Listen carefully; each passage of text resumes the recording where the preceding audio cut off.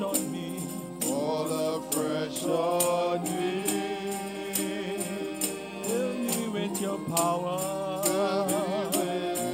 Your power. Satisfy my need. Satisfy my need. Only you can make me whole. give me strength. Give me strength to make me grow. Come, Holy Spirit. Come, Holy Spirit. Fall afresh on me. Fall afresh on me. Come, Holy Spirit. Come, Holy Spirit. Fall afresh on me. Fall afresh on me. Fill me with your power. Your power. Satisfy my need. Satisfy my need. Oh, only you. Only you can make me whole. Lord, give me Give strength me strength to make me grow.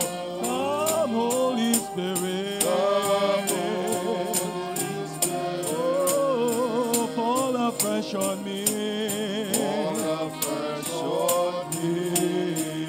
Come, Holy Spirit. Come, Holy Spirit. Oh, fall afresh on me.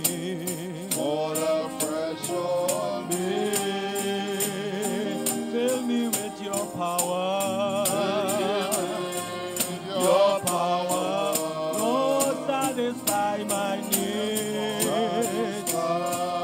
My need. Oh, only you can make me whole. Lord, give me strength. Strength to make me grow. Come, Holy Spirit. Come, Holy Spirit. Fall afresh on me.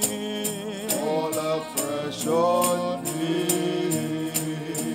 Come, Holy Spirit. Come, Holy Spirit. Lord, fall afresh on me. Fall afresh on me. Fill me with your power. Your power. Satisfy my need. Satisfy my need.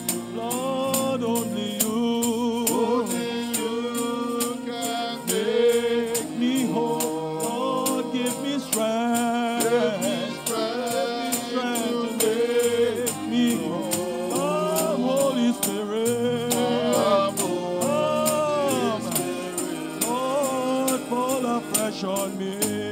Fall afresh on me. Oh, come, Holy Spirit. Come, Holy Spirit. Lord, fall afresh on me. Fall afresh on me. Oh, fill me with your power.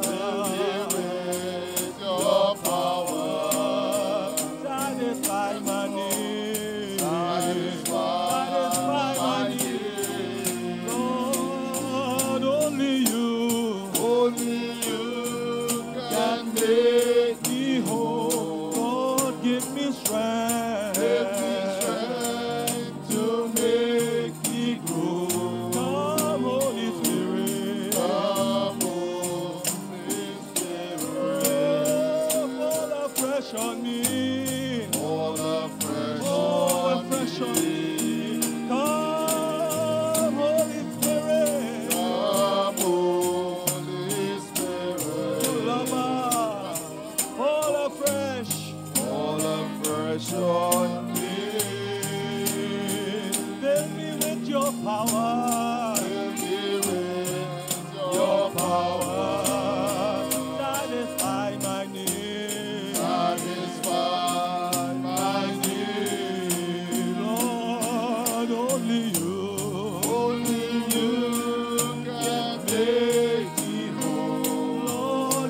me strength to make me grow. Come, come, come in like light, fall afresh. all afresh on me. Call upon you, Lord. Come, Holy Spirit. Come, Holy Spirit.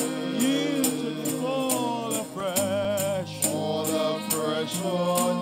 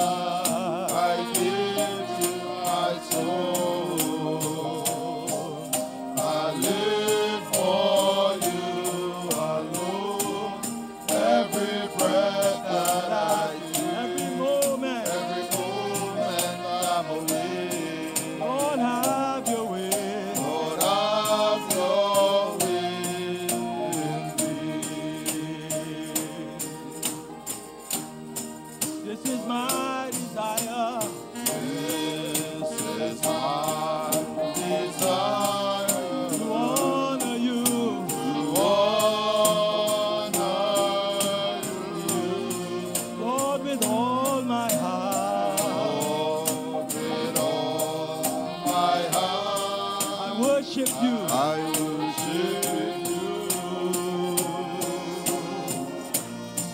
All I have within me. And all I have within me. I give you praise. I give you praise. All that I adore All that I is in adore you. is in you. Lord, I give you my heart. Lord, I give you my heart. I give you my soul. I live for you. I live for you alone. Every breath that I take, every moment I'm awake. Lord, have your way. Lord, have your way in me. Lord, I give you my Lord, heart. I give you my heart. I give you my soul. I live for you alone. Every breath that I take, every moment I'm awake. Lord, have your way in me.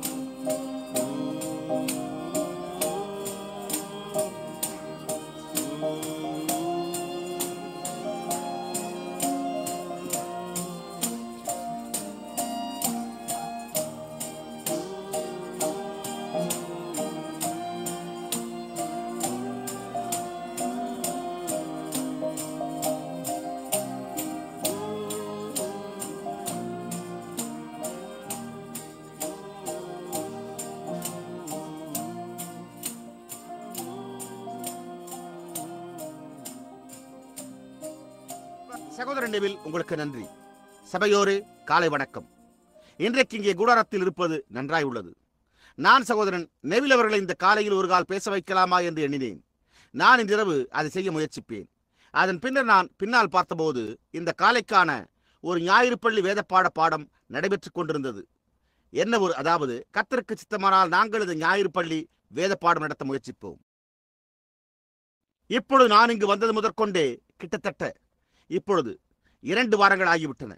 நீங்கள் புரிந்து கொண்டுள்ளபடி ஊழிய கடத்தில் நான் மிகவும் சோர்வுற்றிருக்கிறேன். நான் உண்மையாகவே மேற்கொண்டு செல்ல முடியாதபடி உண்மையில் களைப்புற்று போய்விட்டேன். ஆகையால் ஒரு சிறு ஓய்விற்காக நான் இங்கு வரவேண்டியதாயிற்று. எனவே நான் பிறந்த இடமான கென்டக்கியில் உள்ள உல்ஃப் கிரீக் டேம் என்ற இடத்தில் கிட்டத்தட்ட 3 நாட்கள் நான் ஓய்வெடுத்துக் கொண்டேன். அப்பொழுது நான் இப்பொழுது அற்புதமாயிருப்பதை உணர்கிறேனே, நான் அருமையாயிருக்கிறேனே என்று எண்ணினேன். நான் வீட்டுக்கு திரும்பியவுடன் என்னை சந்தித்த முதல் சிறிய காரியம் வருமான வரியினால் உண்டான ஒரு அரசாங்க விவகாரமாயிருந்தது. அப்பொழுது நான் மீண்டும் முற்றிலும் நிலைகுலைந்து போய்விட்டேன். எனவே என்னை இளைப்பாற செய்ய இன்னும் 1 வாரம் அல்லது 2 வாரம் தேவைப்பட போகிறது என்பதை நான் தெளிவாய் உணர்ந்தேன். என்னுடைய ஊழியமோ இப்பொழுது மாற்றத்திற்கு ஆயத்தமாய்க் கொண்டிருக்கிறது. நான் திட்டமிடப்பட்ட கூட்டங்களையோ உடையவனாயில்லை. அந்த காரணத்தினால்தான் நான் ஒரு விதமாய் தனிமையாய் அடுத்த சில வாரங்களிலும் ஓய்வெடுத்துக் கொள்ள, முழுமையான ஓய்வினை எடுத்துக்கொள்ளவும் கர்த்தர் பேரில் காத்திருக்கலாம் என எண்ணினேன். இங்குள்ள ஜனங்களாகிய உங்களில் அநேகர் பண்டைய காலத்தவர்கள். நீண்ட காலமாகவே எங்களோடு இருந்து வருகிறவர்களாகிய நீங்கள் கர்த்தர் நமக்கு என்ன கூறியிருக்கிறார் என்பதையும் அவர் என்ன செய்வதாக கூறினாரோ அதை எப்பொழுதுமே அவர் நிகழ்த்தி காட்டியுள்ளார் என்பதை நினைவில் வைத்திருப்பீர்கள். இங்கே சபையில் துவக்கத்தில் நாம் அந்த காலை மூலைக்கல்லை கூடாரத்தில் வைத்தபோது எப்படியாய் அவர் அதில் எழுதப்பட்டிருந்ததையும் அந்த கல்லை வைத்ததையும் என்னுடைய வேதாகமத்தின் கடைசி பகுதியில் உள்ள காலியான பக்கத்தில் எழுதப்பட்டதையும் நினைவில் வைத்திருப்பீர்கள். அந்த காலை அந்த மகத்தான தரிசனத்தில் இது உன்னுடைய கூடாரம் அல்ல என்று கூறப்பட்டது. அப்பொழுது நான், அது எங்கே உள்ளது கர்த்தாவே என்று கேட்டேன். அவர் ஆகாயத்திற்கு கீழே இருக்க வைத்தபோது ஒரு சத்தம் உண்டானது. அப்பொழுது நான் நோக்கி பார்த்தபோது அந்த 3 சிலுவைகளையும் மரங்கள் மற்றும் அவைகளின் கனிகளைப் போல கண்டேன். அந்த தரிசனம் என்ன என்பதை நீங்கள் அறிவீர்கள். அநேக ஆண்டுகளுக்கு முன்பே அது எழுதி வைக்கப்பட்டுள்ளது. அன்றொரு நாள் அங்கிருந்த ஒரு பழைய நோட்டு புத்தகத்தை எடுத்து கர்த்தர் கூறியிருந்ததையும் முன்கூட்டியே கூறியிருந்து அது ஏற்கனவே நிறைவேறிவிட்டிருந்ததையும் குறித்து எழுதி வைத்திருந்த சில காரியங்களை வாசித்துக் கொண்டிருந்தேன். இந்த இளைஞருக்குரிய காரியத்தை குறித்தும் யுத்தம் எப்படி உண்டாகும் என்பதை குறித்தும் அந்த எல்லா காரியங்களும் நிறைவேறியுள்ளன. அந்த மகத்தான தீர்க்க தரிசனங்களில் 2 காரியங்களே விடப்பட்டிருக்கின்றன. அது தொலை இயக்கி மூலம் முட்டை வடிவம் போல் காணப்படும் கார்கள் வீதியில் ஓட வேண்டியதாய் உள்ளது. நீங்கள் அதை ஓட்ட வேண்டியதில்லை, அது தன்னையே கட்டுப்படுத்திக் கொள்கிறது. அதன் பின்னர் ஒரு மகத்தான ஸ்திரீ எழும்புவாள். ஏனென்றால் அமெரிக்கா ஒரு ஸ்திரீயின் தேசமாய் உள்ளது. ஒரு மகத்தான ஸ்திரீ எழும்பி ஜனாதிபதியாகவோ அல்லது அதை போன்ற ஏதோ ஒன்றாகவோ இந்த தேசத்தில் இருப்பாள். அதன் பின்னரே ஒரு முழு அழிவு உண்டாகும். முழு தேசமும் துடைத்தழிக்கப்படும். அதாவது நான் முன்னுரைக்கிறேன், இப்பொழுது இது கர்த்தர் கூறுகிறதல்ல, மற்றொன்று ஸ்திரீயை குறித்ததோ கர்த்தர் உரைத்ததாகும். ஆனால் 1977 ஆண்டுக்கு முன்னர் உலகமானது முழு அழிவினை சந்திக்கும் என்று நான் 1933 முன்னறிவித்தேன். எனவே இப்பொழுது அவர்கள் பெற்றுள்ளதை போன்று அப்பொழுது இதை அழிக்கக்கூடிய ஏதாவது ஒன்றை உடையவர்களாய் இருந்திருப்பார்களா என்று எனக்கு தெரியாமல் இருந்தது. ஆனால் நான் தேசமானது முழு அழிவில் இருப்பதையும் மரங்களின் அடிப்பகுதிகள் மற்றும் அதை போன்ற காரியங்கள் மட்டுமே விடப்பட்டிருந்ததை கண்டேன். எனவே அது அதனுடைய பாதையில் உள்ளது. அவர் கூறினது போல இந்த மற்ற காரியங்கள் நிறைவேறி இருக்கிறது என்றால் இதுவும் கூட நிறைவேறும். இங்கே வேதத்தில் அவர் கூறினது போல அவர் என்ன கூறுகிறாரோ அது நிறைவேறும். கிறிஸ்து முதல் முறை வந்தார் என்றால் அவர் 2ஆம் முறையும் வருவார். அவர் கூறின எல்லா காரியங்களும் நிறைவேறும். முறையாக இதை காண்கையில் நம்முடைய எண் கிட்டத்தட்ட அழைக்கப்பட உள்ளது என்பதை அறிந்து கொள்கிறோம். ஒரு தேசமாய் உள்ள நாம் சபையானது அதனுடைய எடுத்துக்கொள்ளப்படுதலில் கிட்டத்தட்ட எடுத்துக்கொள்ளப்பட உள்ளது என்பதை அறிந்திருக்கிறோம். அது நாம் இந்த நாளில் இருப்பதையும் நாம் ஜீவித்துக் கொண்டிருக்கிற நேரத்தையும் அறிந்து கொள்ள ஒரு ஊழியக்காரன் இருதயத்தையோ அல்லது எந்த சபை அங்கத்தினனையோ ஏவுகிறது. பூமியில் எந்த ஒரு நபரும் எப்போதும் வாழ்ந்து வந்ததிலேயே மகத்தான நேரமாய் இது இப்பொழுது உள்ளது. அது சபைக்கானதாய் உள்ளது. எனவே நான் நிச்சயமாகவே உங்களுடைய ஜெபங்களை வாஞ்சிக்கிறேன். அதன் பின்னர் நான் கூடாரத்தில் கண்டேன், அதாவது ஏதோ ஒரு குழு மற்றும் அது போன்றவற்றிற்காக அவர்கள் நடத்தப் போவதாயிருந்த சில மறு வாக்கெடுப்புகளையும் மற்றும் ஒவ்வொரு காரியத்தையும் சபையில் கண்டேன். சபைக்கு ஒரு சிறு கூட்டம், ஒரு சிறு எழுச்சி தேவைப்பட்டது. நீங்கள் எப்பொழுதுமே எனக்கு தயவாயும் ஆசீர்வாதமாயும் இருந்து வருகிறீர்கள். நான் இங்கு இருப்பதனால் உங்களுக்கும் அது ஒரு ஆசீர்வாதமாய் இருப்பது போல தென்படுகிறது. நான் நிச்சயமாகவே உங்களோடு இருப்பது எனக்கு ஒரு ஆசீர்வாதமாய் இருந்து வருகிறது. நான் தேவன் மூலமாக அதை கண்டபடியால் நான் கூறினது சத்தியமாய் இருக்கும் என்று நீங்கள் எப்பொழுதுமே ஏற்றுக்கொண்டிருக்கிறீர்கள். நான் அதை பாராட்டுகிறேன். ஆகையால் அதன் பின்னர் நான் நம்முடைய சபையை உள்ளே சீர்படுத்தவும் உள்ளே உள்ள அதனுடைய குழுக்களை சீர்படுத்த துவங்கி அதன் பின்னர் தேர்தல்கள் முதலியனவற்றை நான் கண்டறிய வேண்டியதாயிருந்தது. அதன் பிறகு நான் ஊழிய களத்திற்கு மீண்டும் திரும்பும் முன்னர் வெளியே புறப்பட்டு சென்று ஒரு சிறு ஓய்வினை எடுக்கலாம் என்று நான் எண்ணினேன். இதை உங்களுக்குள்ளாக மாத்திரம் ஞாபகத்தில் வைத்துக் கொள்ளுங்கள். இப்பொழுது இதை வெளிப்புறத்தில் உள்ளவர்களுக்காக கூறவில்லை. இது இந்த கூடாரத்திற்காக மாத்திரமே ஆகும். நாம் இந்த கூடாரத்தில் ஒரு கூட்டம் நடத்த விரும்புகிறோம். எனவே அது ஒவ்வொரு காரியத்தையும் ஒவ்வொரு பிழையையும் தொடர்ந்து நடந்து வருகிற எல்லா காரியங்களையும் ஒருவருக்கொருவர் சிறு வித்தியாசமான உணர்வுகளை கொண்டிருக்கலாம். நான் அவர்கள் ஒவ்வொருவரையும் அழைத்து அவர்கள் முகமுகமாய் சந்திக்கும்படி கொண்டு வரப்போகிறேன். எனவே நீங்கள் அதை சந்திக்க விரும்பவில்லை என்றால் நீங்கள் இந்த தேசத்தை விட்டு சென்று விடுவது மேலானதாகும். ஏனென்றால் நீங்கள் அதனுடைய ஒவ்வொரு சிறு சிறு காரியத்தையும் முகமுகமாய் சந்திக்க வருகிறீர்கள். நாம் அதை இங்கே கூடாரத்தில் வழக்கமாக செய்து வருவதுண்டு. எல்லோருமே மென்மையானவர்களாய் இருக்க வேண்டும். ஏனென்றால் நாம் ஆசீர்வாதங்களின் மேஜைகண்டையிலே ராபோஜனத்தில் கிறிஸ்துவின் சரீரத்தை பிற்கிற சகோதர சகோதரிகளாக இருக்கிறோம். தவறாக இருக்கும் எந்த காரியத்தையும் உருவாக்குவது, வேறுபட்ட உணர்வுகளை உண்டாக்க காரணமாக இருப்பது அல்லது சீரழித்து போட அல்லது அது போன்ற எந்த காரியத்தையும் செய்வது பிசாசே அல்லாமல் வேறொன்றுமில்லை. நான் நம்முடைய சகோதரன் நெவில் அவர்களை அழைத்துக் கொண்டு போகப் போகிறேன். நாங்கள் ஒவ்வொரு இடத்திற்கும் ஒவ்வொருவரிடமும் சென்று ஒன்று சேர்த்து முன்பிருந்த பழைய கூடாரத்தை போன்று மீண்டும் நிறுவப்பட்டு அதனுடைய உதவியிலேயே உறுதியாய் நின்று தேவனுடைய ராஜ்யத்திற்காக தொடர்ந்து செயல்படும்படி செய்யப் போகிறோம். இப்பொழுது நான் இதை கூறியிருப்பதற்கான காரணம் இதுவேயாகும். ஏனென்றால் இங்கே இந்த காலையில் நம்முடைய சொந்த சிறு குழுவோடு உள்ளோம் என்பதனாலேயாகும். இப்பொழுது நான் சற்று இளைப்பாறிவிட்டு என்னால் முடிந்தளவு துரிதமாக திரும்பி வந்துவிடப் போகிறேன். அதன் பின்னர் நான் ஊழிய களத்திற்கு மீண்டும் செல்லும்படி எதிர்பார்க்கிறேன். இந்த நேரத்தில் கர்த்தருக்கு சித்தமானால் நாம் சேகரித்து திரட்டி வைத்துள்ள நிதியில் கொஞ்சம் எடுத்துக்கொண்டு நானாகவே வெளியே, அதாவது இந்த அயல்நாட்டு ஊழிய நிகழ்ச்சிக்கு போக விரும்புகிறேன். ஒரு புதிய கூடாரத்தையும் சில புதிய உபகரணங்களையும் வாங்கிக் கொண்டு ஊழிய களத்தில் ஊழியத்தை துவங்க விரும்புகிறேன். சபையிலிருந்து சபைக்கு செல்லாமல் நம்முடைய சொந்த கூட்டங்களுக்கு செல்லலாம் என்றிருக்கிறேன். இப்பொழுது என்னை அழைத்துள்ள சகோதரரை புறக்கணித்து பிரச்சாரம் செய்ய அல்ல. என்னை அழைத்துள்ளது அற்புதமாய் உள்ளது. ஆனால் அதை குறித்து பெரும்பாலாக எல்லாவற்றையுமே நீங்கள் இந்த கூட்டங்களில் கண்டறிகிறீர்கள். நீர் அங்கு இருக்கப் போகிறீர் என்று அவர்கள் கூறுகிறார்கள். அதன் பின்னர் உங்களுடைய எல்லா நண்பர்களும் உள்ளே வருகின்றனர். அப்பொழுது பணம் பறித்தலுக்கான புகழ்ச்சி உரையே உண்டாகிறது. அது அந்த ஜனங்களின் பணத்தை செலவழித்தலாயிருக்கிறது. நீங்கள் பாருங்கள், நான் அதை வெளியே கண்டறிய துவங்குகிறேன். எனவே அது சரியானதல்ல. நாம் அவர்களை அழைத்து வரக்கூடிய ஒரு ஸ்தலத்தை நாம் உடையவர்களாக இருக்க வேண்டும். நீங்கள் உங்களுடைய பணத்தை கொண்டு வர வேண்டியதில்லை. நீங்களாகவே வந்து கர்த்தரை சேவியுங்கள். புரிகிறதா? இப்பொழுது என்னுடைய ஊழியம் ஒரு மாற்றத்தை கொண்டுள்ளது. நான் முன்பெல்லாம் ஒரு நபருடைய கரத்தை பற்றி பிடித்து அங்கே நிற்கும் போது அவர்களுடைய கோளாறு என்னவா இருந்தது என்பதை கர்த்தர் எனக்கு கூறிவிடுவார். அதன் பின்னர் நீ ஜனங்களின் இருதயத்தின் ரகசியத்தை அறிந்து கொள்வாய், அது நிறைவேறும் என்றார். அது கூறப்பட்ட விதமாகவே சரியாக பிழையின்றி சம்பவித்துள்ளதை நீங்கள் ஒவ்வொருவரும் அறிவீர்கள். இப்பொழுது இதுவோ அதற்கு அடுத்தபடியாய் உள்ளது. அது தீர்க்க தரிசனமாய் உரைக்கப்பட்டு முன்னுரைக்கப்பட்டுள்ளது. எனவே அது எந்த ஒரு காரியத்திற்கும் அப்பாற்பட்டதாய் இருக்கப் போகிறதை நீங்கள் காண்பீர்கள். அது இப்பொழுது மாற்றத்தில் உள்ளது. அந்த காரணத்தினால்தான் சாத்தான் என்னோடு வருமான வரியினால் போராடி நான் ஊழியத்திற்குள் பிரவேசித்த 27 ஆண்டு காலமாகவே ஒரு ஊழியக்காரன் என்ற முறையில் நான் எடுத்த ஒவ்வொரு பைசாவிற்கும் நான் அரசாங்கத்திற்கு வருமான வரி செலுத்த கடன்பட்டிருக்கிறேன் என்று என்னிடம் கூற முயற்சிக்கிறான். அது அவ்வாறு அல்லவே. ஏனென்றால் அது இங்கே சபையினூடாக சென்று விட்டது. நான் இந்த சபையின் தர்மகர்த்தாவாக இருக்கிறேன். இது முற்றிலும் சரியே.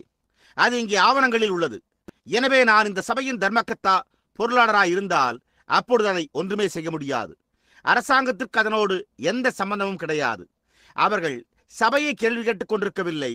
சபையின் பொருளாளராக இருக்கிற என்னையே அவர்கள் கேள்வி கேட்டுக் கொண்டிருக்கிறார்கள். தர்மகர்த்தாக்கள் அங்குள்ள வங்கியில் உள்ள ஒரு ஆவணத்தாளில் கையொப்பமிட்டுள்ளனர்.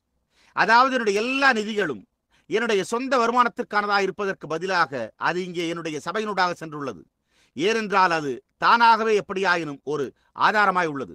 அதை செய்வதோ சபையிலிருந்து நான் ஓடாமல் இருக்க, அதை விட்டு விலகி வெளியே போய் இங்கே ஒன்றுமில்லாதிருப்பதிலிருந்து தடுக்க உதவி பெறுகிறது. நான் சில காலம் கழித்து சபைக்கு திரும்பி வந்து அவர்களுக்கு உதவி செய்வேன் என்று நான் ஜனங்களுக்கு வாக்களித்தேன். அந்த காரணத்தினால்தான் நான் அதை அந்த விதமாக காத்துக்கொண்டேன். ஏனென்றால் ஜனங்களாகிய உங்களுக்கு நான் ஒரு வாக்கு பண்ணினேன். அந்த காரணத்தினால் நான் தனிப்பட்டவனாய் இருப்பதற்கு பதிலாக அந்த விதமாகவே அதனோடு தரித்திருக்கிறேன். அதன் பின்னர் நீங்கள் அதை செய்வீர்களானால் அது ஸ்தாபனத்திற்கு செய்வது போல் ஆகிவிடும். நான் உறுதியாக ஸ்தாபனத்திற்கு எதிராக உள்ளேன். எனவே நாம் தேவனுடைய ராஜ்யத்திற்காக முன்னேறி செல்லும்படியாக தேவனுடைய கரங்களில் அது இருக்கிற விதமாக அதை நான் காத்துக்கொள்வேன். இப்பொழுது இந்த காலையில் நாம் இந்த ஆசீர்வதிக்கப்பட்ட பண்டைய வார்த்தையை ஆய்ந்து படிக்கவும் விசுவாசிக்கவும் விரும்புகிறோம். இப்பொழுது நான் இதையும் கூட கூற விரும்புகிறேன். அன்றொரு இரவு நாம் நம்முடைய தர்மகர்த்தாக்களினுடைய கூட்டத்தை நடத்திய பிறகு நான் இங்கு சகோதரன் ஈகன் அவர்களையும் அநேகரையும் இங்கு அமர்ந்துள்ள தர்மகர்த்தாக்கள் சிலரையும் காண்கிறேன். அதாவது நீங்கள் ஒவ்வொருவரும் தர்மகர்த்தாக்களாக நியமிக்கப்படவில்லை என்றும் நீங்கள் தர்மகர்த்தாக்களாக தேர்ந்தெடுக்கப்பட்டு உங்கள் பெயர்கள் புத்தக பதிவேடுகளில் உள்ளன என்பதை நான் சபையோருக்கு முன்பாக வெளிப்படையாக கூறுகிறேன். அது உண்மையே. இப்பொழுது அவர்கள் கண்காணிகள் முதலானோரின் தேர்தலை நடத்தப் போகிறார்கள். நாம் சபையில் அமர்த்தும்படியாக பொருளாளர் இன்னும் மற்றுமுள்ளோரையும் சகோதரன் டேவில் இந்த ஆராதனைக்கு பிறகு உடனடியாக அவர்களை அழைப்பார். சரி, எல்லா பின்னணிகளையும் ஆயத்தப்படுத்திக் கொண்டு அதன் பின்னர் நாம் அந்த வருகிறதான ஒரு எழுப்புதலை நடத்தலாம். இப்பொழுது நாம் நம்முடைய ஞாயிறு வேத பாடப்பள்ளி பாடமாக இந்த மகத்தான ஜீவனுள்ள தேவனுடைய வார்த்தைக்கு இங்கே நாம் பக்கங்களை திருப்புவதற்கு முன்பு நாம் இந்த புத்தகத்தின் ஆக்கியோனிடத்தில் பேச ஒரு சில நிமிடங்கள் நாம் நம்முடைய தலைகளை தாழ்த்துவோமாக. இப்பொழுது ஒரு ஆசீர்வாதத்தை பெற்றுக்கொள்ள தடையாயுள்ள முரண்பாடான ஒவ்வொரு காரியத்தையும், ஒவ்வொரு சிந்தனையையும் ஒருபுறம் தள்ளி வைப்போமாக. நாம் ஜெபம் செய்வோமாக.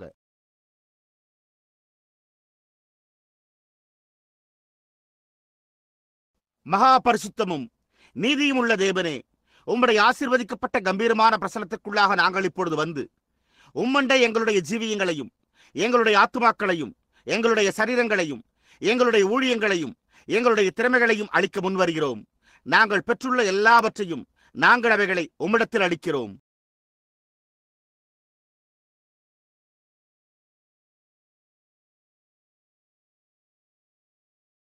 கர்த்தாவே, நீர் எங்களை நோக்கி பார்க்கையில் எந்த பாவமாவது வெளியரங்கமாய் அறிக்கை செய்யப்படாததாய் காணப்படுமாயின், ஓ தேவனாகிய கர்த்தாவே, அப்படிப்பட்ட ஒரு இடத்திற்கு உம்முடைய குமாரனாகிய இயேசுவின் ரத்தத்தை நீர் பூச வேண்டும் என்று நாங்கள் உம்மை வேண்டிக் கொள்ளுகிறோம். ஏனென்றால் நாங்கள் எங்களுக்குள்ளே குறைவுள்ளவர்களாயும் நாங்கள் எங்களையே காத்து பேணிக் கொள்வது கூடாத காரியமாய் உள்ளது என்பதையும் தெளிவாக உணர்கிறோம்.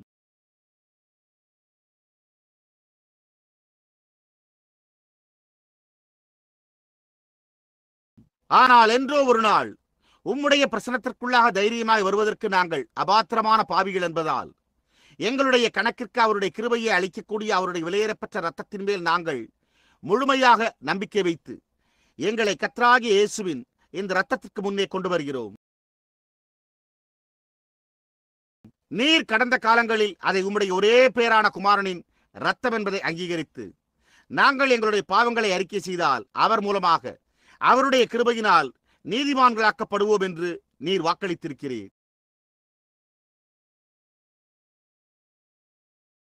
இப்பொழுதும் கர்த்தாவே, நீர் எந்த தவறையும், எந்த பாவத்தின் அக்கிரமத்தையும் அல்லது செயற்படுத்தாமல் விடப்பட்டதையும் மீறுதலையும், எங்களுடைய ஆத்துமாவில் எந்த பொல்லாத சிந்தனையாவது பிசாசின் அக்கினி ஆஸ்திரங்களால் ஊடுருவியிருக்குமானால் நீர் உம்முடைய ஜனங்களின் உம்முடைய சத்ருவான இந்த பொல்லாங்கனை விரட்ட வேண்டும் என்றே நாங்கள் வேண்டிக் கொள்ளுகிறோம்.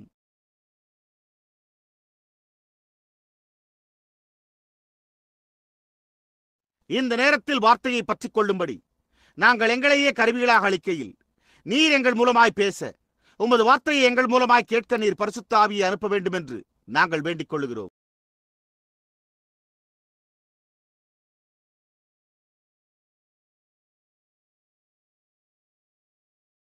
நாங்கள் அதை உம்மிடத்திலிருந்து பெற்றுக் கொண்டவர்களாய் இந்த இடத்தை விட்டு இன்றைக்கு கிறிஸ்துவின் நிமித்தமாக நாங்கள் மீண்டும் சரிபடுத்தப்பட்டிருக்கிறோம் என்ற உணர்வோடு பரிசுத்த ஆவியானவரின் சந்திப்பு நிமித்தமாக நாங்கள் இன்றிரவு மற்றும் நாளை ஆராதனைக்கு சிறந்த பொருத்தமுடையவர்களாக திரும்பி செல்வோமாக. எங்குமுள்ள எங்களுடைய சகோதரர்களையும் உலகத்தை சுற்றியுள்ள சபைகளையும் இந்த பொல்லாத நாட்களில் ஜீவ வார்த்தையை பிடித்துக் கொண்டிருக்கிறவர்களையும் ஆசீர்வதியும். கிரியை செய்யும்படியாக அதிக நேரம் விடப்படவில்லை என்று நாங்கள் உணர்கிறோம். ஏனென்றால் ராக்காலம் துரிதமாக வந்து கொண்டிருக்கிறது. யுத்த மேகங்கள் மீண்டும் மிதந்து கொண்டிருக்கின்றன.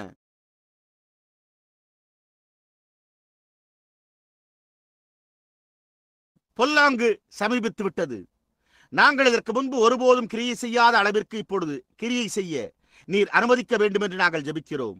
கர்த்தாவே, களைப்புற்ற எங்களுடைய சரீரங்களை இளைப்பாற செய்து மீண்டும் யுத்தத்திற்கு எங்களை அனுப்பும். நாங்கள் இதை கர்த்தராகிய இயேசுவின் நாமத்தில் வேண்டிக் கொண்டு அவர் நிமித்தமாகவே நாங்கள் ஜெபிக்கிறோம். ஆமேன்.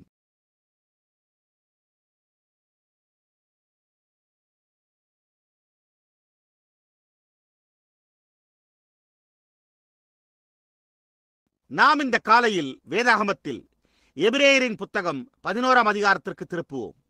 புதன்கிழமை இரவு நாம் எபிரேயரின் புத்தகம் 7வது அதிகாரத்தில் மெல்கிசேதேக்கு தகப்பனும் தாயும் இல்லாதவன் என்றும் நாட்களின் துவக்கமும் ஜீவனின் முடிவும் உடையவனாயிராமல் இருப்பதை குறித்து பேசிக் கொண்டிருந்தோம். ஒரு கால் இந்த காலையில் முந்தின வேத வாசிப்புகளில் நாம் கூற விரும்புகிறதற்கான பின்னணிகளை நாம் பெற்றுள்ளபடியால் இந்த அற்புதமான புத்தகத்தை மீண்டும் திறப்பது உரியதா இருக்கும் என்று நான் எண்ணினேன்.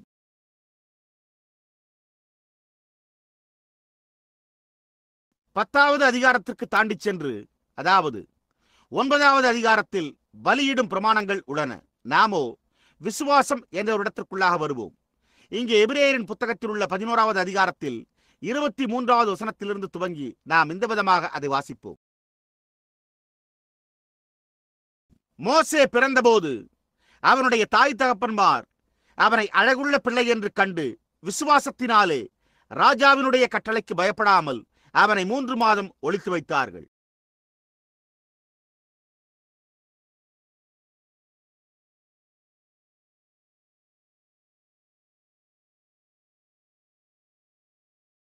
விசுவாசத்தினாலே மோசே தான் பெரியவனான போது பார்வோனுடைய குமாரத்தியின் மகன் எனப்படுவதை வெறுத்து அனித்தியமான பாவ சந்தோஷங்களை அனுபவிப்பதை பார்க்கிலும் தேவனுடைய ஜனங்களோட துன்பத்தை அனுபவிப்பதையே தெரிந்து கொண்டு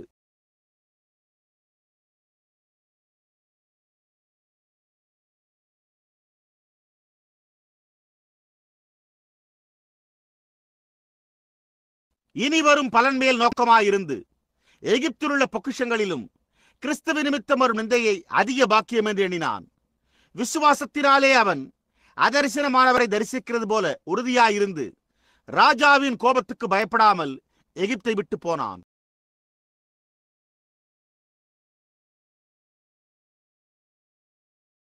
இந்த காலையில் விசுவாசத்தினாலே தெரிந்து கொள்ளுதல் என்ற பொருளை நான் எடுத்துக்கொள்ள விரும்புகிறேன். நான் 23ஆம் வசனத்தில் உள்ள முதல் 3 வார்த்தைகளான விசுவாசத்தினாலே மோசே என்ற ஒரு பாடப்பொருளையே நான் எடுத்துக்கொள்ள விரும்புகிறேன். விசுவாசத்தினாலே தெரிந்து கொள்ளுதல் பெரும்பாலும் நாம் செய்கிற ஒவ்வொரு காரியத்தையும் நாம் விசுவாசத்தினாலே தெரிந்து கொள்ள வேண்டும். மோசே செய்ததாக நாம் கண்டறிகிற எல்லாவற்றிலும் அது விசுவாசத்தினாலே என்று திரும்ப திரும்ப மதிப்பிடப்படுகிறது. தரிசிப்பதனால் அல்லாமல் விசுவாசத்தினாலேயே.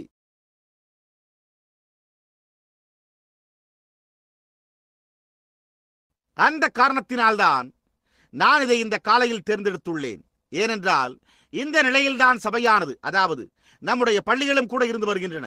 நாம் சுற்றிலும் அதிகப்படியான விஞ்ஞானபூர்வமான உபதேசத்தையே பெற்றுள்ளோம். இதன் காரணமாக நாம் விசுவாசத்திலிருந்து ஜனங்களை தூர எடுத்து விட்டிருக்கிறோம்.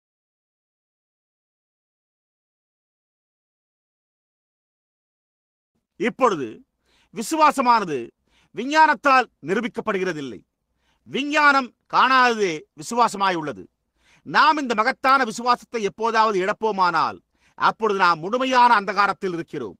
நாம் எவ்வளவு நன்கு கல்வி கற்றிருந்தாலும் நம்முடைய சொந்த வழியின் விசுவாசத்துக்கு பொருத்தமுடையதாக்க தேவனுடைய வார்த்தையை நாம் எப்படி விளக்கிக் கூற முடிந்தாலும் அது ஒரு பொருட்டல்ல.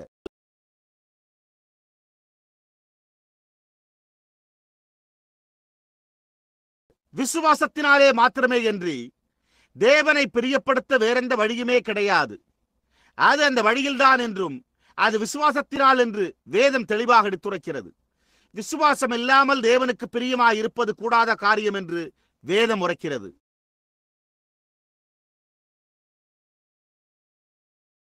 எனவே விசுவாசமானது விஞ்ஞானத்தோடு இணங்காதிருந்தால், விஞ்ஞானமானது விசுவாசத்தோடு இணங்காதிருந்தால் அவைகள் ஒவ்வொன்றும் ஒரு விளிம்பில் வைக்கப்படும் போது அப்பொழுது மோசே செய்தது போன்ற ஒரு தெரிந்து கொள்ளுதலை நாம் செய்ய வேண்டும்.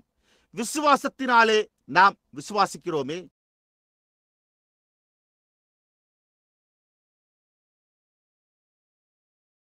இப்பொழுது நாம் விசுவாசத்தை இழப்போமானால் அப்பொழுது நாம் ஒரு ஜெபத்திற்கு தேவனால் பதிலளிக்கப்படுவதை பெற்றுக்கொள்ள மாட்டோம். ஏனென்றால் தேவனிடத்தில் சேருகிறவன் அவர் உண்டென்றும் அவர் தம்மை தேடுகிறவர்களுக்கு பலனளிக்கிறவர் என்றும் விசுவாசிக்க வேண்டும். எனவே நாம் விசுவாசத்தை இழப்போமானால் நம்முடைய ஜெபங்கள் ரத்து செய்யப்படுகின்றன. நாம் எங்கும் எதையும் பெற்றுக்கொள்வதில்லை.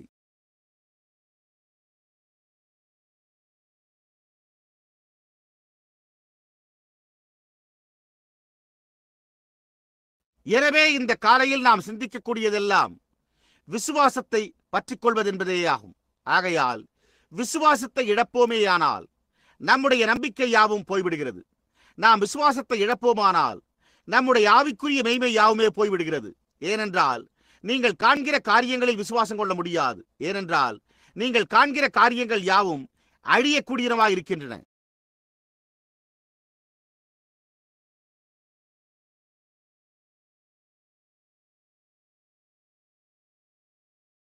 நாம் ஏதோ ஒரு மகத்தான நபரை, ஒரு மகத்தான ஊழியக்காரரை அல்லது ஒரு பெரிய சபையை நோக்கி பார்ப்போமேயானால் அவை யாவுமே என்றோ ஒரு நாள் அழிந்து போகும். நாம் ஒரு பெரிய தேசத்தை அல்லது ஒரு பெரிய ஆயுதத்தை நோக்கி பார்ப்போமேயானால் அவைகள் யாவும் என்றோ ஒரு நாள் அழிந்து போகும். ஆகையால் நாம் விசுவாசத்தினால் ஜீவிக்க வேண்டும். விஞ்ஞானம் அந்த காரியங்களை குறித்து தெரிவிக்கிறதில்லை. அது நாம் விசுவாசிக்கிற விசுவாசத்தினாலே ஆகும். இப்பொழுது நாம் விசுவாசத்தை இழப்போமானால் நாம் நம்முடைய மகிமையை இழந்து விடுவோம். இப்பொழுது நாம் விசுவாசத்திலிருந்து விலகிச் செல்வோமானால் அப்பொழுது நாம் சபையை ஒரு அறிவாற்றலுள்ள மண்டலத்திற்குள்ளாக கொண்டு செல்கிறோம்.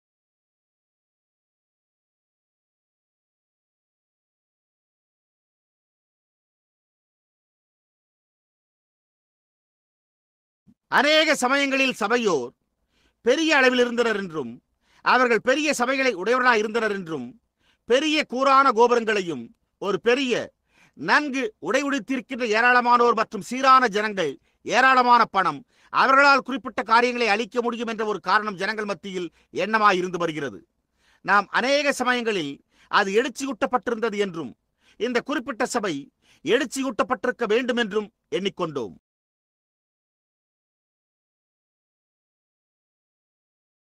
இல்லை என்றால் நாம் ஊழிய களத்தில் பல்வேறுபட்ட ஊழியர்களையும் பெரிய கூடுகை கொண்ட கூட்டத்தார்களையும் அவ்வப்போது குறிப்பிட்டுள்ளோம்.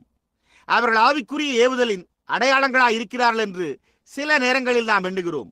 ஆனால் அது முற்றிலும் உண்மையல்ல. அது மானிட அகத்தூண்டுதலாய் உள்ளது.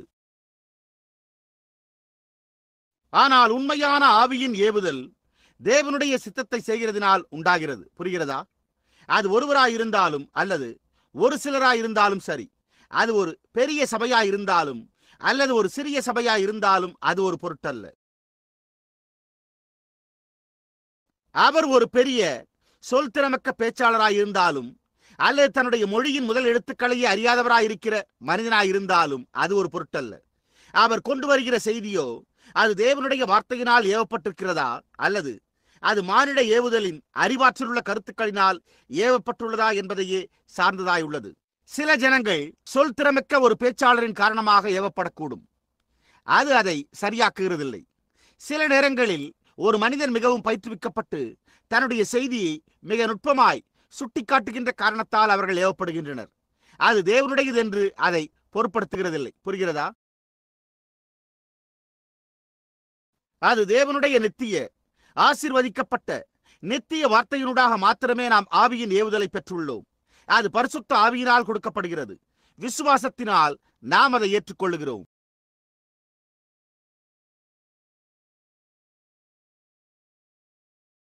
இப்பொழுது நாம் மோசேயை குறித்தும் அவனுடைய ஜீவியத்தின் இந்த மகத்தான நேரத்தை குறித்தும் சிந்தித்து பார்ப்போம்.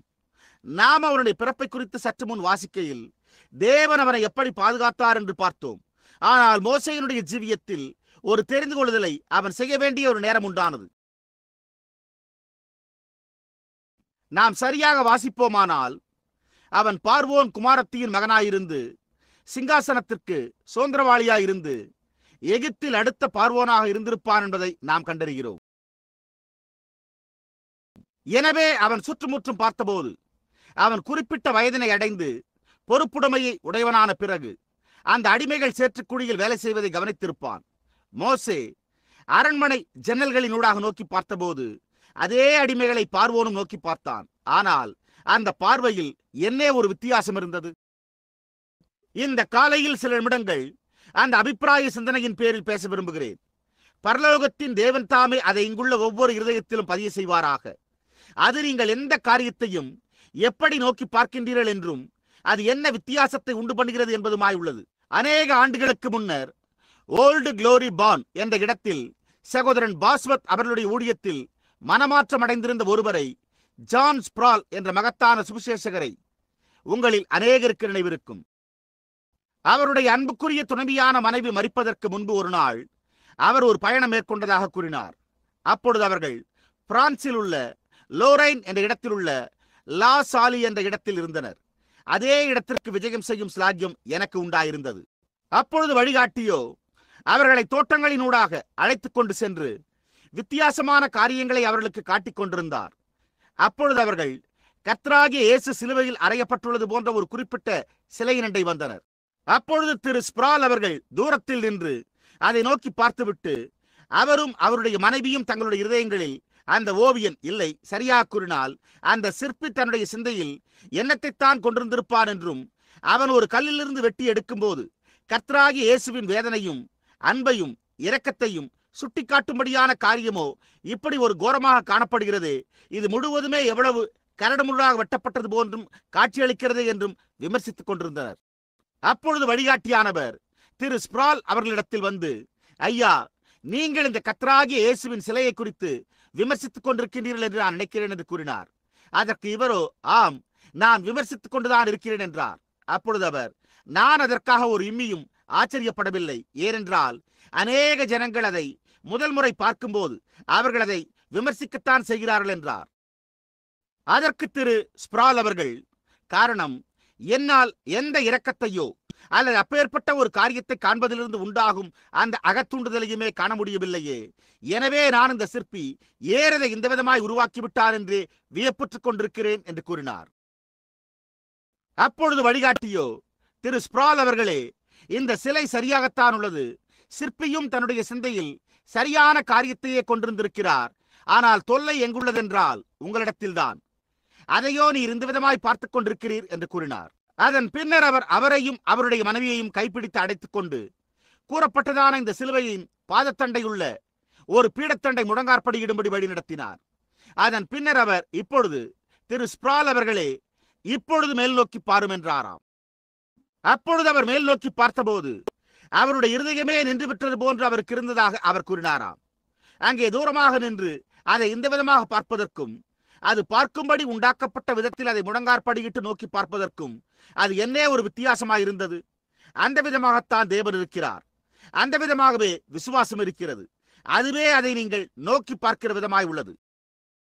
நீங்கள் ஏதோ ஒரு விதமான ஒரு சரித்திர பிரகாரமான வேதாகமத்தை நோக்கி பார்ப்பீர்களேயானால், கடந்த காலங்களில் இருந்த ஏதோ ஒரு காரியத்தை குறித்து நோக்கி பார்ப்பீர்களேயானால், நீங்கள் ஒருபோதும் வேதாகமத்தில் உண்மையான மதிப்பை புரிந்து கொள்ளவே மாட்டீர்கள். நீங்கள் உங்களுடைய முழங்காலில் நின்று இந்த வேதாகமத்தின் கட்டளைகளுக்கு கீழ்ப்படிந்து அதை பரிசுத்த ஆவியானவரின் கண்களினூடாக நோக்கி பார்க்க வேண்டும். நான் இந்த காலையில் இந்த கூட்டத்தாரை கேட்க உள்ளேன். அவர் மாறாத தேவனா இல்லை என்றால், ஒரு சரித்திர பிரகாரமான தேவனா இன்றைக்கு என்ன நன்மையை செய்வார்? மோசேயை எடுத்து அவனோடு இருந்த அற்புதங்களை செய்த தேவன் என்ன நன்மையை செய்கிறார்?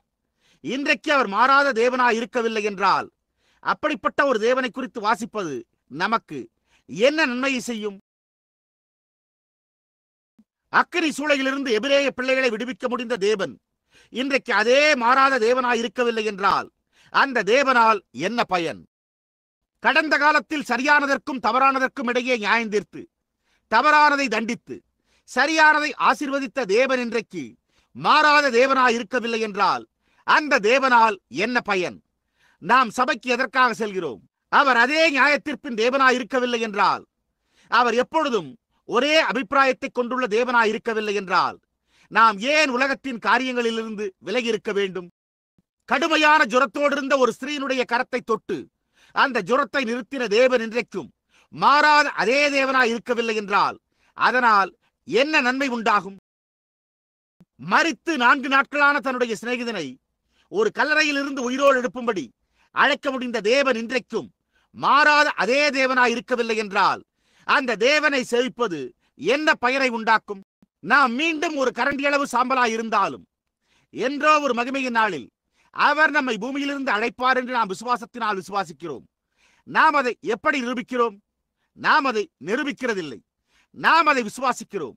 நாம் எந்த காரியத்தையும் நிரூபிக்கும்படி கேட்டுக்கொள்ளப்படவில்லை. நாம் அதை விசுவாசிக்கும்படி கேட்டுக்கொள்ளப்பட்டிருக்கிறோம். விசுவாசத்தினாலே மோசே இன்னதை செய்தான். மோசே ஒரு வாலிப மனிதனாக அரண்மனை ஜன்னலினூடாக அடிமைகளை நோக்கி பார்த்தபோது, பார்வோன் கண்ட அடிமைகளான அழுக்கான அசுத்தமான சேற்றை மிதித்துக் கொண்டிருந்த அதே கூட்டத்தாரையே கண்டான். பார்வோன் அவர்களை நோக்கி பார்த்தபோது, எகிப்தியர்கள் அவர்கள் ஒரு கூட்ட அடிமைகளாய் இல்லாமல் வேறொன்றுமாய் இருக்கவில்லை. அவர்கள் எல்லோரும் நல்லவர்களாகவே இருந்தனர். பார்வோன் கட்டிக்கொண்டிருந்த பட்டணங்களுக்கு நன்மையாக சேற்றில் செங்கல்களை உண்டு பண்ண மண் பிசைக்கிற மாநிலர்களாய் இருக்க வேண்டியிருந்தனர். அந்த விதமாகவே எகிப்தியர்களை பார்வோன் அந்த அடிமைகளை நோக்கி பார்த்தான்.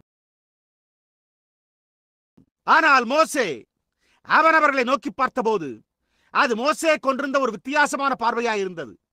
அவர்கள் சென்று கொண்டிருப்பதை மோசே ஜன்னலினூடாக பார்த்தபோது, அவர்களுடைய முகத்தில் சேற்று நீர் வடிவதையும், அவர்களுடைய கன்னங்களில் கண்ணீர் வடிந்தோடுவதையும், அவர்களுடைய சரீரங்கள் வளைந்து போயிருப்பதையும் கண்டான். ஆனால் அவன் அவர்களை தேவனுடைய ஜனங்களாகவே கண்டான். அவன் அவர்களை அடிமைகளாக நோக்கி பார்க்கவில்லை. அவன் அவர்களை தெரிந்து கொள்ளப்பட்ட தேவனுடைய ஜனங்களாக கண்டான். ஓ, நான் நாட்டை விட்டு நாட்டிற்கு, ஒரு தேசத்திலிருந்து மற்றொரு தேசத்திற்கு சென்று பிரசங்கிக்கிறேனே. நான் அன்பை தவிர வேறெந்த பிரமாணமும் இல்லாமல், வேதாகமத்தை தவிர வேறெந்த புத்தகமும் இல்லாமல், கிறிஸ்துவை தவிர வேறெந்த கோட்பாடும் இல்லாத ஸ்தாபனமற்ற நிறுவனமான இந்த சிறு கூடாரத்தின் வாசல்களை விட்டு புறப்பட்டது முதற்கொண்டு நான் தேவனுடைய பிள்ளைகளை புறக்கணிக்கப்பட்ட, தேவனால் தெரிந்து கொள்ளப்பட்ட ஜனங்களாகவே காண முயற்சித்துள்ளேன். அவர்கள் பிரணாம் கூடாரத்தை சேர்ந்தவர்களா என்று நான் கேட்கிறதில்லை. அவர்கள் மெத்தோடிஸ்டுகளா, அல்லது அவர்கள் பிரஸ்பிட்டேரியன்களா, அல்லது அவர்கள் பெந்தேகோஸ்தேக்களா, அல்லது நசரேன்களா, அல்லது யாத்திரிக பரிசுத்தர்களா என்று நான் அவர்களை கேட்கிறதில்லை. நான் அவர்களை தேவனுடைய ஜனங்களாகவே நோக்கி பார்க்க விரும்புகிறேன். அவர்களுடைய செய்கைகளையும் அவர்களுடைய கிரியையையும் காண்கிறேன். அவர்கள் தேவனாகிய கர்த்தருடைய ஊழியக்காரர்களாய் இருக்கிறார்கள். என்னுடைய இருதயம் அவர்களோடு ஐக்கியம் கொள்ள வாஞ்சிக்கிறது. அவர்கள் எந்த ஸ்தாபன பிரிவினராய் இருந்தாலும் கவலைப்பட வேண்டியதில்லை. நான் அவர்களுடைய ஐக்கியத்தை வாஞ்சிக்கிறேன். அவர்கள் தேவனுடைய ஜனங்கள் என்று நான் அறிந்திருக்கிறபடியால் நான் அவர்களை நேசிக்கிறேன். நான் ஒரு ஸ்திரீ வீதியில் ஒரு நீண்ட பாவாடையோடும் அவளுடைய தலைமுடி அழகாக பின்பக்கம் வாரிவிட்டுக் கொண்டு பார்ப்பதற்கு கண்ணியமான உடை உடுத்தி வருவதை காணும்போது, அதே சமயத்தில் நான் மற்றொரு வாலிப பெண்மணி ஒரு கால் அதே வயதை உடையவள் குட்டைக்கால் சட்டைகளை அணிந்து வருவதையும் காணும்போது, இவள் உலகத்தின் பார்வைக்கு நீண்ட கூந்தலை உடைய ஸ்திரியை பார்க்கிலும் இரட்டிப்பான அழகுள்ளவளாக காணப்பட்டாலும், நான் ஒரு கிறிஸ்தவளைப் போன்று உடை உடுத்தியிருந்த அந்த பெண்மணியின் பட்சமே சார்ந்திருப்பேன். அவர்கள் அவளை நகைத்து அவளை ஒரு மதவெறியர் என்று அழைத்தாலும் நான் இன்னமும் அவள் பட்சமாகவே சார்ந்திருப்பேன். அவள் மற்ற பெண்ணைப் போல தனி சிறப்பு வாய்ந்த அழகுள்ளவளா இல்லாமல் இருக்கலாம். ஆனால் அவள் ஏதோ ஒன்றை காண்கிறாள். அவள் காண முடியாதவரை விசுவாசத்தினாலே காண்கிறாள். அவர் அவளுடைய ஜீவியத்தை வழிநடத்தி சென்று கொண்டிருக்கிறார். நான் உதவிக்காரர் அல்லது பிரசங்கியார் அல்லது ஒரு மதவெறியர் என்று அழைக்கப்படுகிற ஒரு மனிதன் பணியில் இருப்பதை காணும்போது, அவர் புகைப்பிடிப்பதற்கு, மதுபானம் அருந்த, நடனங்களுக்கு செல்ல, மற்றவர்களைப் போல் இருக்க மறுக்கிற காரணத்தால் அவன் ஒரு மதவெறியர் என்று அழைக்கப்பட்டாலும் என் இருதயமோ அவர் பக்கமாகவே செல்லும். அவர் என்னுடைய சகோதரனாயிருக்கிறார். இந்த எகிப்திய மண்ணில் உள்ள அவரை கட்டித் தழுவி, சகோதரனே, நாம் இந்த தேசத்தில் பரதேசிகளும் அந்நியர்களுமாயிருக்கிறோம், நான் உங்களோடு ஐக்கியம் கொள்ள விரும்புகிறேன் என்று கூற நம்முடைய இருதயம் வாஞ்சிக்கிறதே. மோசே ஒரு தெரிந்து கொள்ளுதலை, விசுவாசத்தினால் தெரிந்து கொள்ளுதலை செய்ய வேண்டியதாக இருந்தது. எத்தனையோ வாலிபர் பார்வோனுடைய குமாரத்தியின் மகனாவதற்கான வாய்ப்பிற்காக குதித்திருந்திருப்பார்களே. எத்தனையோ வாலிபர்கள் மோசேக்கு இருந்த வாய்ப்பிற்காகவும் எல்லா இன்பங்களையும் உலகத்தின் வசீகரிக்கும் அழகை அனுபவித்து மகிழவும் முழு உலகத்தையே தன்னுடைய பாதத்தண்டையில் கொண்டிருக்கும்படியான எகிப்தின் ராஜாவாகும்படி குதித்திருந்திருப்பார்களே. மோசே அலர்பட்டு அவதியுறுகின்ற தேவனுடைய ஜனங்களோடு தன்னுடைய ஸ்தானத்தை தெரிந்து கொண்ட போது அவனுடைய நாளில் இருந்த வாலிபர்கள் என்ன ஒரு முட்டாள்தனமான காரியம் என்று எண்ணியிருக்க வேண்டும். அவன் ஏன் அதை செய்தான்? விசுவாசத்தினாலே அவன் தன்னுடைய கண்களை ஏறெடுத்து பார்த்தபோது அவன் இந்த உலக வசீகரிக்கும் அழகிற்கு அப்பால் நோக்கி பார்த்தான். அவன் பாவத்தின் இன்பங்களுக்கு அப்பால் நோக்கி பார்த்தான். அவன் விசுவாசத்தினாலே அதரிசனமானவரை தரிசிக்கிறது போல உறுதியாயிருந்து என்ன சம்பவித்தாலும் பொருட்படுத்தாமல் தேவனை சேவிக்கும்படியான ஒரு தெரிந்து கொள்ளுதலை செய்தான் என்று வேதம் கூறியுள்ளது. அது மாறி இருக்கவில்லை. ஒரு நல்ல கட்டிடம் என்று நாம் அழைக்கும் இடத்திற்கு நம்மில் அநேகர் செல்லக்கூடும். ஒரு நல்ல சபை இருக்கையில் அமரும் இன்பங்களையும் ஐக்கியத்தையும் நாம் அனுபவித்து மகிழலாம். நாம் குடிப்பதிலும், புகைப்பிடிப்பதிலும், உடை உடுத்துவதிலும், உலகத்தாரைப் போல் நடந்து கொள்வதிலும் மிகவும் புகழ் வாய்ந்தவராயிருக்கலாம். ஆனால் காரியம் என்ன? நீங்கள் உங்கள் கண்களை ஏறெடுத்து பாருங்கள். அப்பொழுது விசுவாசத்தினாலே நீங்கள் அதரிசனமானவராய் இருக்கிற அவரை கண்டு புறக்கணிக்கப்பட்ட மற்றும் இந்த நாளில் பரிசுத்த உருளையில் என்று அழைக்கப்படுகிறவர்களோடு உங்களுடைய தீர்மானத்தை எடுத்துக்கொண்டு நீங்கள் உங்களுடைய கண்களை ஏறெடுத்து பாருங்கள். விசுவாசத்தினாலே நாம் அதரிசனமானவராய் இருக்கிறவரை கண்டு துன்புறுத்தல்களையும் இன்னல்களையும் அனுபவிப்பதையே தெரிந்து கொள்வோம். ஜனங்கள் துன்பப்படுத்தப்பட வேண்டியதை தெரிந்து கொள்ள வேண்டும் என்று நான் அவர்களுக்கு கூற மாட்டேன். அவர்கள் துன்பப்படுவதை தெரிந்து கொள்ள வேண்டும் என்று நான் கூறவில்லை. அது செய்யும்படியான மானிட காரியமாயிருக்காது. ஆனால் துன்பப்படுதல் கடமையின் பாதையில் இருந்தால் அப்பொழுது அது உண்டாகும் போது நாம் அதை ஏற்றுக்கொள்வோமாக. யாரோ ஒருவர் உங்களை குறித்து பரிகாசம் செய்யும்படியான ஒரு காரியத்தை நீங்கள் செய்யும்படி நான் விரும்புகிறதில்லை. நான் உலகத்தில் இன்னென்ன காரியத்தை விசுவாசிக்காத ஒரு சபையை சேர்ந்தவன் என்ற அது போன்ற காரியங்களை, அதாவது ஜனங்கள் உங்களை குறித்து பரிகாசம் பண்ணும்படியான வித்தியாசமான காரியங்களை நான் உங்களுக்கு கூற விரும்ப மாட்டேன். நீங்களே அதை உங்கள் மீது வருவித்துக் கொண்டிருக்கிறீர்கள். நீங்கள் இங்கிருந்து வெளியே போய் தொடர்ந்து தீவிரமாக இருந்து வந்த ஏதோ ஒன்றை செய்யுங்கள் என்று நான் கூற மாட்டேன்.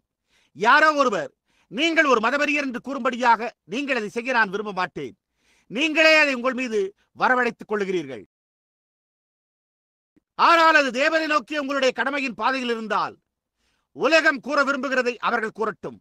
நீங்கள் தொடர்ந்து ஜீவியுங்கள். நீங்கள் ஒரு தெரிந்து கொள்ளுதலை செய்கிறீர்கள்.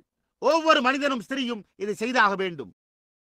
மோசே கண்டதை பார்வோன் கண்டிருக்க முடிந்திருந்தால் என்னவா இருந்திருக்கும்? அவன் ஜனங்களின் வேதனைகளை கண்டான். அதற்கு என்ன கிரயம் செலுத்தப்பட வேண்டி இருந்தது என்பதை அவன் அறிந்திருந்தான்.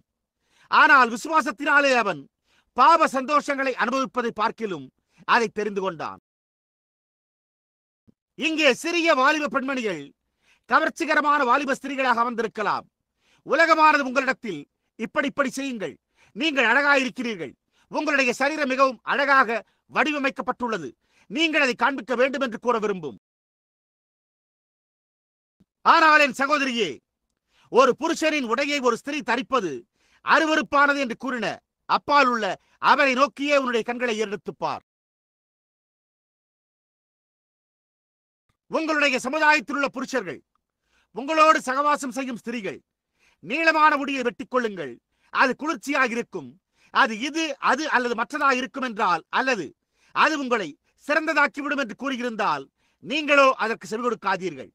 நீங்கள் விசுவாசத்தினாலே உங்கள் கண்களை ஏறெடுத்து, ஸ்திரீயினுடைய தலைமுடியோ அவளுடைய மகிமையாக இருக்கிறது, அவள் அதை வெட்டக்கூடாது என்று கூறின அவரையே பாருங்கள். அவர்கள் அது புகழ் வாய்ந்ததாயிருக்கும். நீங்கள் உங்களுடைய பணியில் சிறந்து விளங்குவீர்கள். அல்லது நீங்கள் நட்புக்காக சற்று மதுவை அருந்தினால் உங்களுடைய எஜமானிடத்தில் சிறந்து விளங்குவீர்கள். நீங்கள் மற்ற ஸ்திரீகளைப் போல சிகரெட்டுகளை புகைத்தால் நீங்கள் உங்களுடைய சுற்றுப்புறத்தாரிடமும் இன்னும் சற்று அதிக நட்புறவர்களாக விளங்குவீர்கள் என்று கூறினால், விசுவாசத்தினால் உங்களுடைய கண்களை ஏறெடுத்து இந்த சரீரத்தை திட்டுப்படுத்தினால் நான் அதை அடித்து போடுவேன் என்று கூறினவரையே நோக்கி பாருங்கள். விசுவாசத்தினால் நாம் அந்த காரியங்களை விசுவாசிக்கிறோம். அது நீங்கள் கண்டுள்ள எந்த காரியமாயும் இருக்கவில்லை. அது நீங்கள் விசுவாசிக்கிற ஒரு காரியமாய் உள்ளது. விசுவாசத்தினாலே மோசே அதை செய்தான். இந்த விசுவாசத்தில் நடக்கும்போது ஒரு தெரிந்து கொள்ளுதலை செய்ய வேண்டிய ஒரு நேரம் உண்டாகிறது. நாம் செய்கிற மோசமான தவறையே லோத்து செய்துவிட்டான். ஏராளமான சமயங்களில் நாம் நம்முடைய சொந்த நன்மைக்காகவே தெரிந்து கொள்ளுகிறோம். நாம் சிறந்ததாய் இருக்கிற காரியங்களை தெரிந்து கொள்ளுகிறோம். சில நேரத்தில் சபையில் ஒரு சிறு வீண் சண்டை உண்டானால் அப்போது யாரோ ஒருவர், பாருங்கள், உதவிக்காரர் அல்லது மேய்ப்பர் இந்த பக்கத்தில் இருக்கிறார் என்று கூறுவார். அதை நோக்கி பார்க்காதீர்கள். நீதி எது என்பதையே நோக்கி பாருங்கள். அந்த காரியத்தை வெளியேற்றிவிட்டு அவர்கள் இருவரையும் ஒன்று சேருங்கள். அதுவே தேவ பக்தியாய் உள்ளது. ஒரு தெரிந்து கொள்ளுதல் உண்டு.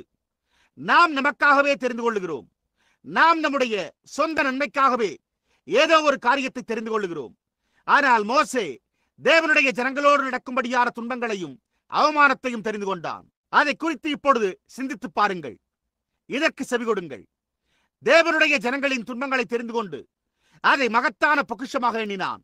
ஏனென்றால் அவன் அதரிசனமானவரை தரிசித்து உறுதியாயிருந்தான். இப்பொழுது லோத்து ஒருமுறை ஒரு தெரிந்து கொள்ளுதலை செய்ய வேண்டியதாக இருந்தது. இந்த காலையில் இங்கு அமர்ந்துள்ள புருஷர்களும் ஸ்திரீகளும் உங்களுடைய இறுதியான தெரிந்து கொள்ளுதலை செய்யலாம். பல ஆண்டுகளுக்கு முன்னர் நீங்கள் இப்பொழுது என்னவா இருக்க வேண்டும் என்று தேர்ந்தெடுத்த காரணத்தால் நீங்கள் இன்றைக்கு என்னவா இருக்க வேண்டுமோ அவ்வாறு இருக்கிறீர்கள். நீங்கள் இப்பொழுது தெரிந்து கொள்வதோ இன்றைய தினத்திலிருந்து இன்னும் 5 ஆண்டுகளில் என்னவா இருப்பீர்கள் என்பதை தீர்மானிப்பதாய் உள்ளது. இன்றைய தினத்திலிருந்து இன்னும் 5 வருடங்களில் நீங்கள் ஒரு மிஷனரியாக இருக்கலாம். இன்றைய தினத்திலிருந்து இன்னும் 5 வருடங்களில் நீங்கள் ஒரு புகழ்வாய்ந்த கிறிஸ்தவராக இருக்கலாம். இல்லை என்றால் நீங்கள் தவறான தீர்மானம் செய்த காரணத்தால் இன்றைய தினத்திலிருந்து இன்னும் 5 வருடங்களில் நீங்கள் நரகத்தில் இருக்கலாம். இன்றைய தினத்திலிருந்து இன்னும் 5 வருடங்களில் ஒரு மதுபான மருந்து விடத்தில் உள்ள எச்சிற் படிகங்களை நீங்கள் சுத்தம் செய்து கொண்டிருக்கலாம். இன்றைய தினத்திலிருந்து இன்னும் 5 ஆண்டுகளில் நீங்கள் வீதியில் ஒரு விபச்சாரியாக இருக்கலாம். இல்லை என்றால் கிறிஸ்துவுக்கான உங்களுடைய தெரிந்து கொள்ளுதல் நிமித்தமாக நீங்கள் எந்த சமுதாயத்திலாவது ஒரு புகழ் வாய்ந்த ஒரு புருஷனாகவோ அல்லது ஒரு ஸ்திரீயாகவோ இருக்கலாம். நீங்கள் இன்றைக்கு செய்துள்ள உங்களுடைய தெரிந்து கொள்ளுதல் நிமித்தமாக இன்றைய தினத்திலிருந்து இன்னும் 5 வருடங்களில் நீங்கள் எடுத்துக்கொள்ளப்படுதலில் சென்று மகிமையில் இருக்கலாம். ஆனால் நீங்கள் தெரிந்து கொள்ள வேண்டும். நீங்கள் காண்கிறதை நோக்கி பார்க்காதீர்கள். நீங்கள் விசுவாசத்தினால் காண்கிறதை தெரிந்து கொள்ளுங்கள். விசுவாசத்தினால் நீங்கள் தெரிந்து கொள்ளுகிற காரியம் மாத்திரமே கணக்கில் எடுத்துக் கொள்ளப்படுவதாய் உள்ளது. லோத்து அவன் ஒரு தெரிந்து கொள்ளுதலை செய்ய வேண்டியதாய் இருந்தது. ஆபிரகாம் லோத்திற்கு அவனுடைய தெரிந்து கொள்ளுதலை அளித்தான். தேவன் உங்களுக்கு உங்களுடைய தெரிந்து கொள்ளுதலை அளிக்கிறார். நீங்கள் யாரை சேவிப்பீர்கள் என்பதை இந்த நாளில் தெரிந்து கொள்ளுங்கள். ஏதேன் தோட்டத்தில் ஒரு அறிவின் விருட்சமும் ஒரு ஜீவ விருட்சமும் இருந்தது. மனிதன் தான் விரும்பின ஒன்றை தேர்ந்தெடுத்துக் கொள்ளும் சிலாக்கியம் அவனுக்கு கொடுக்கப்பட்டது. அவ்வண்ணமாகவே அது இன்றைக்கும் உள்ளது. நீங்கள் விரும்புகிற எதையும் தேர்ந்தெடுக்கும் சுயாதீனம் உங்களுக்கு சிலாக்கியமாக கொடுக்கப்பட்டிருக்கிறது. உங்களை சுற்றியுள்ள நவீன காரியங்களையும் புகழையும் உங்களை கவரக்கூடிய கவர்ச்சியையும் நோக்கி பார்க்காதீர்கள் என்பதே என்னுடைய அறிவுரையாய் உள்ளது. ஆனால் தெரிந்து கொள்ளுதல் சரியாக கூறினால் விசுவாசத்தினாலே என்ற ஒரு நாள் வாக்குத்தத்தத்தை அளிக்கிறவர் வந்து எல்லா தவறுகளையும் சரியாக்கி உங்களுக்கு நித்திய ஜீவனை அளித்து உங்களை எழுப்ப போகிறவரையே தெரிந்து கொள்ளுங்கள். நிந்திக்கப்பட்ட வழியிலுள்ள கர்த்தருடைய சிலரோடு நீங்கள் தெரிந்து கொள்வதாயிருந்தால் கவலையே படாமல் அந்த தெரிந்து கொள்வதிலேயே செய்யுங்கள். தொல்லைகள் எதிர்நோக்கி இருந்தாலும், தேசத்தில் தொல்லைகள் இருந்தாலும், சபையில் தொல்லைகள் இருந்தாலும், வீட்டில் தொல்லைகள் இருந்தாலும், அது எங்கே இருந்தாலும் கவலைப்படாமல் விசுவாசத்தினாலே நான் தேவனை சேவிப்பேன். நான் அவருடைய பிரசனத்தில் என்னுடைய இருதயத்தில் தாழ்மையாக இருப்பேன். நான் தேவனுடைய பிள்ளைகளுடைய வழியை தெரிந்து கொள்வேன். நான் அவர்கள் நிந்திக்கப்பட்டு புறக்கணிக்கப்பட்டு விரட்டப்பட்டு பரிகாசம் பண்ணப்பட்டதை காண்கிறேன். ஆனாலும் நான் இன்னமும் என்னுடைய கடமையின் பாதையையே தெரிந்து கொள்வேன். நான் அதனோடு தரித்திருப்பேன். அவர்கள் அழும்போது நானும் அவர்களோடு அழுவேன். துக்கம் உண்டாகும் போது நான் அவர்களோடு துக்கப்படுவேன். அவர்கள் ஜீவிக்கிற விதமாகவே நானும் ஜீவிப்பேன் என்றே உங்களுடைய தெரிந்து கொள்ளுதலை செய்யுங்கள். நகோமி கூறியது போல இல்லை. ரூத் நகோமியினிடத்தில் உன்னுடைய வழிகளே என்னுடைய வழிகளாய் இருப்பதாக, என்னுடைய வழிகள் உங்களுடைய வழிகளாய் இருப்பதாக. நீ எங்கே ஜீவிப்பாயோ அங்கு நான் ஜீவிப்பேன். நீ எங்கே போகிறாயோ நானும் அங்கே செல்வேன். நீ சேவிக்கிற தேவனே என்னுடைய தேவனாய் இருப்பார் என்று கூறியது போலே ஆகும். அது உங்களுடைய மனசாட்சியையே அழிக்க நேரிட்டாலும், நீங்கள் யாரோ ஒருவர் என்று எண்ணிக்கொள்ள செய்தாலும் அந்த தெரிந்து கொள்ளுதலையே செய்யுங்கள். உங்களையே கட்டுப்படுத்திக் கொண்டு கர்த்தருடைய நிந்திக்கப்பட்ட சிலருடன் உங்களுடைய வழியை தெரிந்து கொண்டு ஊழிய களத்தின் சேவையிலும் கடமையின் பாதையிலும் உண்மையாய் தரித்திருங்கள். லோத்து சுற்றிலும் நோக்கி பார்த்தான். அப்பொழுது அவன், நான் ஒரு தெரிந்து கொள்ளுதலை செய்து விட்டேன் என்றான். அவன் சோதோமை நோக்கி பார்த்தான். ஆபிரகாம் இருந்த இடத்தில் அவன் கண்டதை விட நல்ல சிறந்த பசுமையான புல்வெளி வயல்களை லோத்து கண்டான். அவன் தன்னுடைய ஆடு மாடுகளை மேய்த்து அவைகளை கொடுமையானவைகளாக்கவும் நல்ல சிறந்த கால்நடைகளாக வைத்திருக்கும்படியான வாய்ப்புகளையே பார்த்தான். நான் எவருடைய உணர்வுகளையும் புண்படுத்திக் கொண்டிருக்கவில்லை என்று நான் நம்புகிறேன். ஆனால் அநேக பிரசங்கிமார்கள் சுவிசேஷத்தோடு ஒப்புரவாகி அதிலிருந்து அதிக பணத்தை பெற்றுக்கொள்ள வேண்டும் என்ற எண்ணமே அவர்களுடைய நிலைமையாயிருந்து வருகிறது. ஒரு ஆகார சீட்டிற்காகவே நான் ஜீவனுள்ள தேவனுடைய வார்த்தையிலுள்ள என்னுடைய விசுவாசத்தின் உறுதியை விட்டுக் கொடுத்து ஒப்புரவாவதை காட்டிலும் வறண்ட நிலத்தில் வாழ்ந்து புசித்து ஓடையிலிருந்து வரும் நீரை பருகி மலிவு விலை கொண்ட சிறு தின்பண்டங்களையே புசித்து வாழ்வதையே விரும்புவேன். நான் அந்த விதமாகவே என்னுடைய வழியை தெரிந்து கொள்வேன். அவர்களில் அநேகர், பில்லி, உம்முடைய கூட்டத்தோடுள்ள காரியம் என்ன? அதில் அநேக பெந்தேகோஸ்துக்களும் கூட இருக்கிறார்களே என்று கேட்டனர். ஒரு பெரிய ஸ்தாபன ஊழியக்காரர் அதை கூறினார். அதற்கு நானோ, உங்களுடைய ஸ்தாபனம் என்னுடைய கூட்டத்திற்கு ஆதரவு அளிக்குமா என்று கேட்டேன். அண்மையில் லுக் என்ற பத்திரிகையில் ஒரு கட்டுரை வெளிவந்தது என்று நான் நினைக்கிறேன். அந்த எழுத்தாளர் பெந்தேகோஸ்தே ஜனங்களை பற்றி பேசியிருந்ததை அங்கே கூறியிருந்தார். அவர், பெந்தேகோஸ்தே சபையானது இன்றைய உலகில் மிகவும் வேகமாக வளர்கின்ற சபையாய் உள்ளது என்று கூறினார். ஏன் காரணம்? புருஷர்களும் ஸ்திரீகளும் தங்களுடைய கண்களை தொலைநோக்குடன் ஏறெடுத்து பார்த்துள்ளனர். அந்த எழுத்தாளரும் கூட பெந்தேகோஸ்தே ஜனங்களை பாராட்டினார். ஓ, உண்மையாகவே அவர்களில் சிலர் தீவிரமாக புறப்பட்டு விட்டனர். ஆனால் மெத்தோடிஸ்டுகள் ஒரு கோட்பாட்டை ஆராதிக்கின்றனர். அவர்கள் ஒரு கோட்பாட்டின் மூலமே தேவனை ஆராதிக்கிறார்கள். பாப்டிஸ்டுகளும் பிரெஸ்பிட்டேரியன்களும் அதையே செய்கின்றனர். ஆனால் பெந்தேகோஸ்தேக்களோ தங்களுடைய வேதாகமத்தின் மூலமே ஆராதிக்கின்றனர் என்று கூறியிருந்தார். விசுவாசத்தினாலே நாம் வாக்குத்தத்தை காண்கிறோம். அவர்கள் எவ்வளவுதான் நிந்திக்கப்பட்டாலும் கவலைப்படாமல் நான் என்னுடைய பங்கை அவர்களோட தெரிந்து கொள்வேன். நான் இன்னமும் அவர்களில் ஒருவனாயிருக்கிறேன். இஸ்ரவேலருக்கு செய்தது போல, அதாவது இவர்கள் கொண்டிருந்த ஏற்றத்தாழ்வுகளைக் கண்டு இவர்களை பரியாசம் செய்திருந்தாலும், தேவன் ஆசீர்வதித்திருந்தவர்களை சபிக்க முயற்சித்து குன்றின் மேல் நின்ற அந்த கள்ளத்துக்கு தரிசியான பிலேயாமோடு நான் ஒருபோதும் நிற்க விரும்ப மாட்டேன். காரணம், அந்த பாளையத்தில் ஒரு அடிக்கப்பட்ட கண்மலையும் ஒரு ரத்தம் தோய்ந்த பலியும் ஒரு அக்கரி ஸ்தம்பமும் இருந்தது. அவர்கள் என்ன நிலைமையில் இருந்தாலும் பொருட்படுத்தாமல் அது அவர்களை ஜெபத்திற்கு வழிநடத்திக் கொண்டிருந்தது. அவர்கள் அதனண்டைக்கு வர வேண்டியதாக இருந்தது. ஏனென்றால் அவர்கள் விசுவாசத்தினால் நடந்து கொண்டிருந்த வாக்குத்தத்தம் பண்ணப்பட்ட ஜனங்களாயிருந்தனர். அவர்கள் ஒரு ஸ்தாபனமாய் இல்லாமல் அவர்கள் சுற்றி அலைந்து திரிபவர்களாய் இருந்தாலும் அவர்கள் தேவனுடைய ஜனங்களாய் இருக்கின்றனர். ஆனால் நான் அவர்களோடு என்னுடைய வழியை தெரிந்து கொண்டு அவர்களோடு அவர்களுடைய நிலைமைகளோடு சேர்ந்து கொள்ள விரும்புகிறேன். அவர்களுடைய ஸ்தாபனத்தோடு அல்லாமல் விசுவாசத்தினால் நான் பரிசுத்தாவின் அபிஷேகத்தை பெற்றுள்ளேன் என்ற தேவனுடைய நித்தியாவின் சட்டத்திட்டங்களை சுற்றியுள்ள அவர்களுடைய ஐக்கியத்தில் சேர்ந்து கொள்ள விரும்புகிறேன். தேவனே எப்பொழுதும் அந்த மனப்பான்மையை உடையவனாயிருக்க எனக்கு உதவி செய்யும். கவனியுங்கள், அவர்கள் தொடர்ந்து சென்றபோது லோத்து கொடுமையான ஆடு மாடுகளுக்கான வாய்ப்புகளை கண்டான் என்பதை நாம் கண்டறிகிறோம். அநேகர் ஒரு நிரம்பி வழியும் பணப்பையின் வாய்ப்புகளையே காண்கிறார்கள். அநேகர் ஒரு சிறந்த சமூக அந்தஸ்தின் வாய்ப்புகளையே காண்கின்றனர். லோத்து சில கூடுதல் டாலர்களுக்கான சாத்திய கூறுகளையே கண்டான். அவன் நகரத்தின் நகராண்மை கழக தலைவராய் இருப்பதற்குரிய சாத்திய கூறுகளையே கண்டான். அவன் ஒரு அந்நியனாய் அழகான அறிவாற்றலுள்ள மனிதனாய் இருந்தபடியால் நான் இந்த பட்டணத்தின் தலைவராகி விடலாம் என்று எண்ணினான். அவனுக்கு முன்னால் இருந்த அவைகளின் சாத்திய கூறுகளையே அவன் கண்டான். ஆனால் அந்த தேசத்தை அழிக்கவிருந்த அக்கினியை அவன் காணவில்லை. அந்த தேசம் முழுவதும் பாவத்தால் நிறைந்திருந்தது. அவன் தன்னை அதனோடு ஒப்புரவாக்கிக் கொள்ளவில்லை. தேவன் அந்த தேசத்தை அழிக்க வேண்டியதாக இருந்தது. இன்றைக்கு ஜனங்களோ நீங்களாக என்று கூறுவதனால் தங்களை ஒப்புரவாக்கிக் கொள்ள முயற்சிக்கிறார்கள். நீர் ஒரு கிறிஸ்தவனாக என்று கேட்டால் அவர்களோ நான் ஒரு அமெரிக்கன் என்று கூறுகிறார்கள். ஒரு தவளையா இருந்ததை ஒரு காகம் என்று கூற முயற்சிப்பதற்கு எவ்வாறு எந்த சம்பந்தமும் கிடையாதோ அவ்வாறே இதற்கும் எந்த சம்பந்தமும் கிடையாது. தேவன் நீதி உள்ளவராய் இருக்கிறபடியால் அமெரிக்கா அழிக்கப்பட போவதாயுள்ளது. அமெரிக்கா தன்னுடைய பாவங்களால் தப்பித்துக் கொள்ளுமானால் நீதியும் சர்வ அதிகாரமும் உள்ள பரிசுத்த தேவன் சோதோம் குமராவை அவர்களுடைய பாவங்களின் நிமித்தமாக சுட்டரித்து போட்டதற்காக அவைகளை உயிர்த்தெழ செய்து மன்னிப்பு கேட்க கடமைப்பட்டவராயிருப்பார்.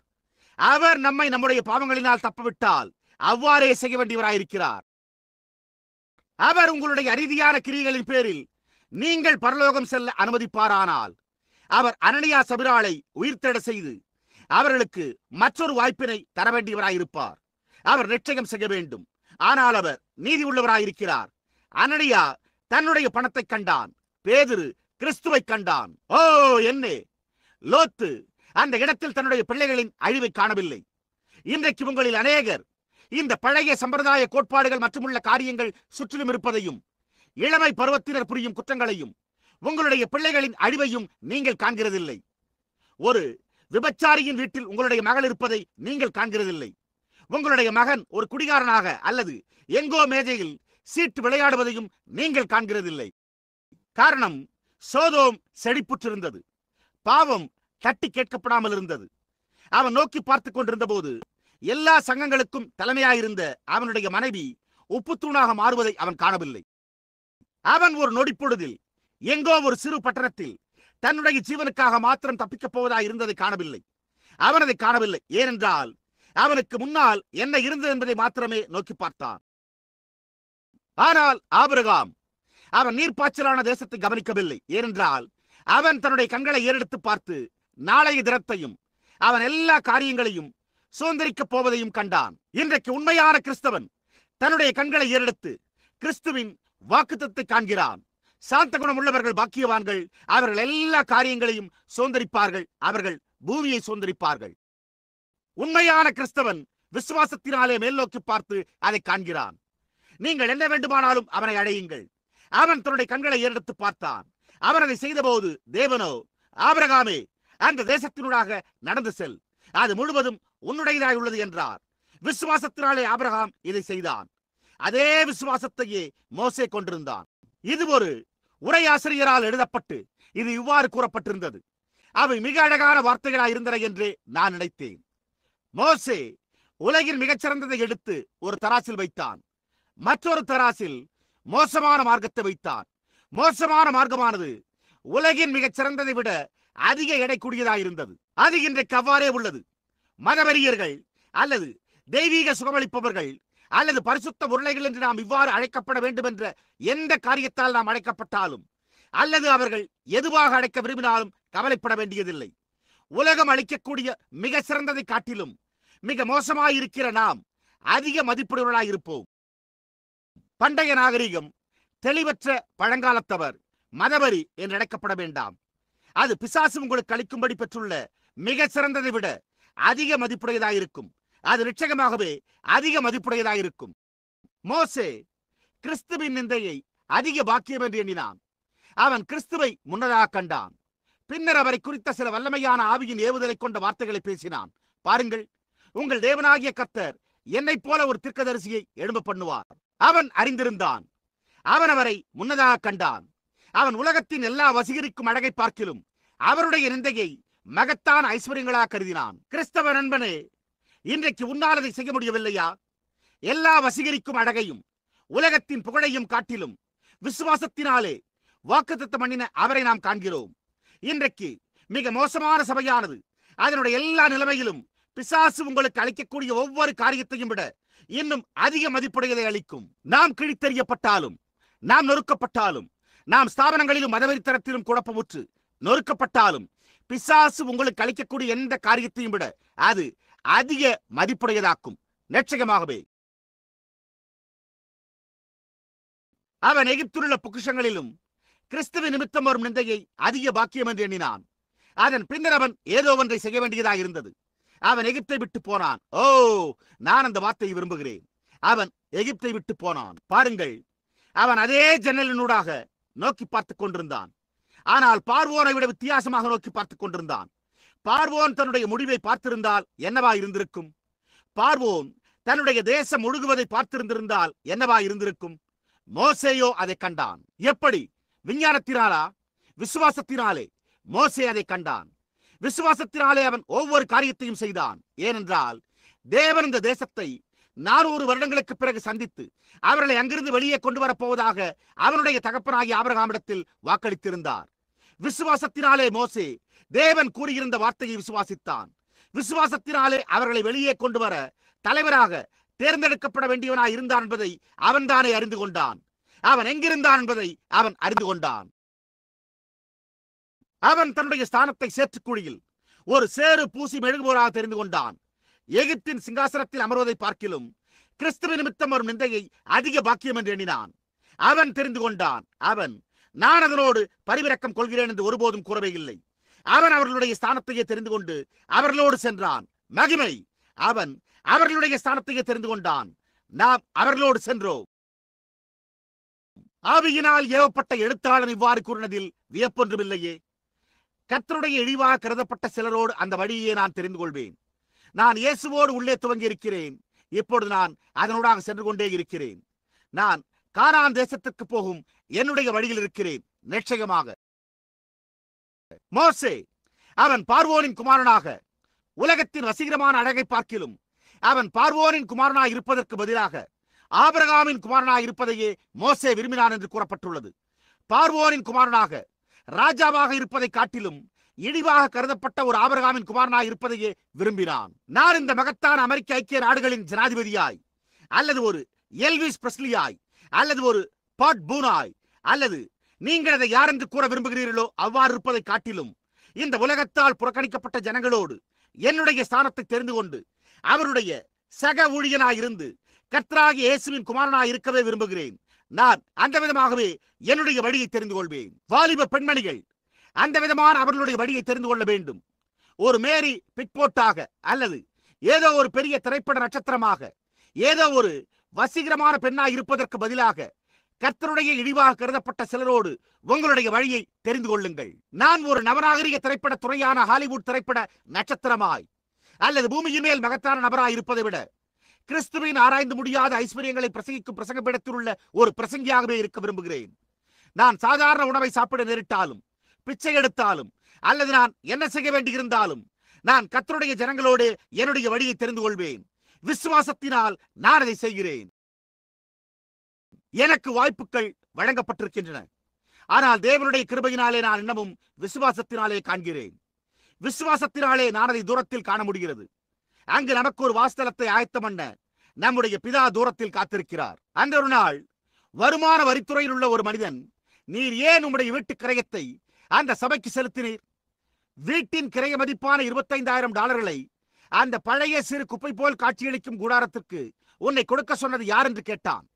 அதற்கு நான் அதை கூடாரத்துக்கு கொடுக்கவில்லை, அது அங்குள்ள ஜனங்கள் கொடுத்ததாகும் என்று. நான் இந்த உலகப் பொருட்கள் எதையுமே வைத்திருக்கவில்லை. நான் காணிக்கை எடுத்துள்ள ஒவ்வொரு பைசாவையும் இந்த சபைக்கே அளித்து விடுகிறேன். ஏன்? என்னுடைய விசுவாசம் தேவன் பேரில் உள்ளதே என்று இந்த உலக காரியங்களின் பேரில் அல்ல. என்னுடைய நேசங்கள் பரத்தில் உள்ளவர்களின் மேல் உள்ளன. நீங்கள் யாவரும் அதே விதமாக இருக்கின்றீர்கள் என்று நான் நம்புகிறேன். நீங்கள் தேவனோடு சரியா இருந்தால் நலமாயிருக்கும். நீங்கள் அவ்வாறு இருக்கின்றீர்கள் என்பது உண்மையே. நாம் விசுவாசத்தினாலே பெற்றுக் கொள்ளுகிறோம். நாம் விசுவாசத்தினாலே தேவனை விசுவாசிக்கிறோம். மோசே, அவன் ஒரு தெரிந்து கொள்ளுதலை செய்ய வேண்டியதாக இருந்தது. அவன் ஒரு தெரிந்து கொள்ளுதலை செய்த பிறகு அவன் விசுவாசத்திற்காக போராட வேண்டியதாக இருந்தது. ஏனென்றால் அவன் ராஜாவின் கோபத்திற்கு பயப்படாதிருந்தான். இப்பொழுது மனித தன்மையோடு பார்த்தால் அவன் கோபத்திற்கு பயப்பட வேண்டியவனாயிருந்தான். அவன் ராஜாவின் கோபத்திற்கு பயப்பட வேண்டியவனாயிருந்தான். ஆனால் அவன் பயப்படவில்லை. அவன் அதை செய்யவில்லை. ஏனென்றால் அவனுக்கு செய்யும்படியான ஒரு வேலை இருந்தது. அவன் கடமையின் பாதையில் இருந்தான். அதை குறித்து ராஜா என்ன கூறினார் என்று அவன் கவலைப்படவில்லை. அவன் மாறாத அவருடைய வழியே தெரிந்து கொண்டான். இப்பொழுது பார்வோன் உண்மையாகவே அவன் தோற்கடிக்கப்பட்டதை அவன் காண்கிற போது அவன் மோசேக்கும் இஸ்ரவேல் புத்திரருக்கும் கொடுக்க விரும்பினான். அப்பொழுது அவன், சரி, நீங்கள் என்ன செய்ய வேண்டும் என்று நான் உங்களுக்கு சொல்லுவேன். நீங்கள் யாவரும் தேசத்தில் தங்கியிருந்து கொண்டே உங்களுடைய தேவனுக்கு பலி செலுத்த மாத்திரம் செல்லுங்கள் என்றான். அந்த விதமாகவே பிசாசு கிரியை செய்கிறான். ஓ, நீங்கள் பக்தியா இருக்க முடியும். நீங்கள் ஏன் போய் ஏதோ ஒரு சபையை சேர்ந்து கொள்ளக்கூடாது? நீங்கள் இந்த எல்லா காரியங்களையும் செய்ய வேண்டியதில்லை. ஒரு மனிதன் தன்னுடைய மனைவியிடத்தில் கூறுகிறான், மனைவியோ, கணவரே, நான் ரட்சிக்கப்பட்டு விட்டேன். இனிமேல் கைவிரல் நக வர்ணம் அல்லது உதட்டு சாயம் மற்ற பொருட்கள் வேண்டியதில்லை. இனிமேல் இது வேண்டியதில்லை. இனிமேல் ஆடம்பர விருந்துகளுக்கு செல்ல வேண்டியதில்லை. இந்த சங்க சம்பந்தமான காரியங்கள் இனிமேல் வேண்டியதில்லை. நான் அதிலிருந்து வெளியேறிவிட்டேன். நான் என்னுடைய நேரத்தை வார்த்தை வாசிப்பதிலும் வீட்டை கவனித்துக் கொள்வதிலும் செலவு செய்வேன் என்று கூறுகிறாள். அதற்கு கணவனோ, இப்பொழுது அன்பே, பார், நீ பக்தியா இருக்கலாம். சரி, இப்பொழுது பார், நீ இங்கே போகிறாய். நீ தவறான சபையில் சேர்ந்து விட்டாய் என்கிறான். இல்லை, நீ தவறான சபையில் இல்லை. நீ சரியான ஒன்றில் தான் இருக்கிறாய். நீ உனக்கு பிரசங்கிக்கும்படியான ஒரு பிரசங்கியை பெற்றிருந்தால் நீ அந்த பிரசங்கத்தோடு தரித்திருக்க வேண்டும். அதை வேத வாக்கியங்களினூடாக ஆராய்ந்து பார்த்து சரியா என்று கண்டறியுங்கள். ஓ, இங்கே செல்லுங்கள். அவர்கள் இங்கே அதை செய்ய வேண்டியதில்லை. புரிகிறதா? அவர்கள் இதை இங்கே செய்கிறதில்லை என்று கூறியுள்ளனர். அந்த விதமாகவே அப்படியே அதுவரை செல்லுங்கள். ஆனால் நீங்கள் தேசத்தை விட்டு செல்ல அவன் விரும்பவில்லை. அந்த விதமாகவே பிசாசு செய்கிறான். நீங்கள் உலகத்தின் காரியங்களை விட்டு செல்ல அவன் விரும்பவில்லை. உலகத்தையே சபைக்குள் கொண்டு வர விரும்புகிறான். அன்றொரு நாள் நான் வீதியில் வந்து கொண்டிருந்த போது நான் என்னுடைய வானொலியை திருப்பினேன். அப்பொழுது ஒரு பாடல் ஒலித்தது. நான் அதை தொடர்ந்து கேட்டுக்கொண்டிருந்தேன். அப்பொழுது நான், அது ஒரு முழுமையான பக்தி பாடலா இருந்ததா அல்லது பிசாசு உலகத்தின் நிலைக்கு தேவனுடைய காரியங்களை கொண்டு வர முயற்சித்துக் கொண்டிருக்கிறானா என்று இந்த பாடலை குறித்து கூறுவதற்கு முன்பு கிட்டத்தட்ட தீர்மானிக்க வேண்டியதாக இருந்தது. உங்களால் அதை செய்ய முடியாதே. தேவனே இரக்கமாயிரும். எல்விஸ் பிரெஸ்லி எழுதுகிற எல்லா நல்ல பக்தியான பாடல்களும் எத்தனை தொகுதியா இருந்தாலும் நான் கவலைப்படுகிறதில்லை. அவன் இன்னமும் பிசாசினால் பிடிக்கப்பட்டிருக்கிறான்.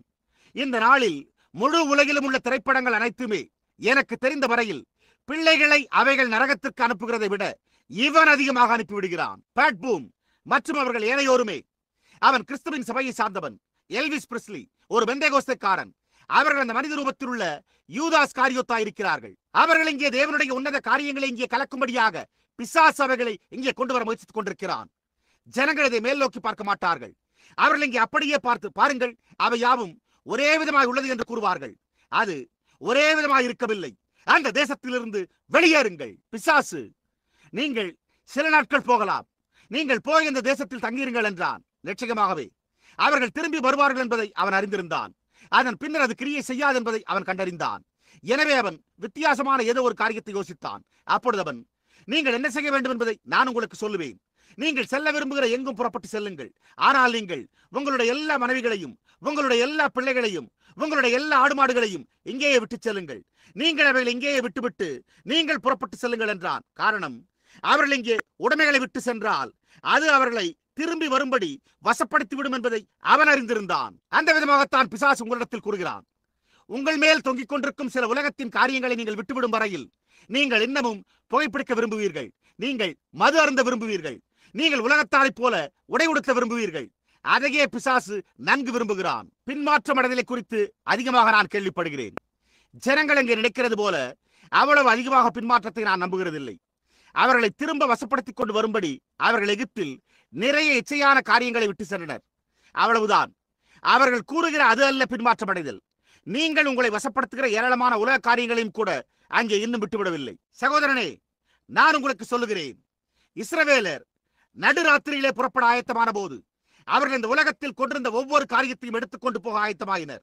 தேவனே, அதை போன்ற ஒரு எடுப்புதலை எங்களுக்கு அனுப்பும். நாங்கள் ஒவ்வொரு காரியத்தையும் எடுத்துக்கொண்டு புறப்பட ஆயத்தமாகிறோம். நீங்கள் புறப்பட்டு போய் அவரை சந்தியுங்கள் என்ற ஒரு நள்ளிரவு சத்தம் வருகிறது. நீங்கள் ஒவ்வொரு காரியத்தையும் ஆயத்தப்படுத்தி இருப்பது சிறந்ததாகும். இந்த உலகத்தில் உங்களை மீண்டும் வசப்படுத்தி உங்களை வீழ்த்தக்கூடிய எந்த காரியத்தையும் நீங்கள் உடையவராய் இல்லாமல் இருத்தல் சிறந்தது. ஆயத்தமாகுங்கள். நாம் புறப்படுவோமாக. நாம் போய்கொண்டிருக்கிறோம். என்னவென்று உங்களுக்கு தெரியுமா?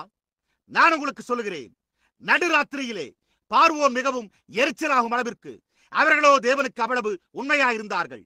அவன், வெளியேறுங்கள், வெளியேறுங்கள், போய்கொண்டே இருங்கள், உங்களுக்கு உண்டான எல்லாவற்றையும் எடுத்துக்கொண்டு போய்விடுங்கள் என்றான். பிசாசு ஒரு மனிதனோடு என்ன செய்யலாம் என்று அறியாத அளவிற்கு அவன் தேவனண்டை மிக நெருக்கமாக ஜீவிக்க முடியும் என்பதற்கு நான் மிகவும் மகிழ்ச்சி அடைகிறேன்.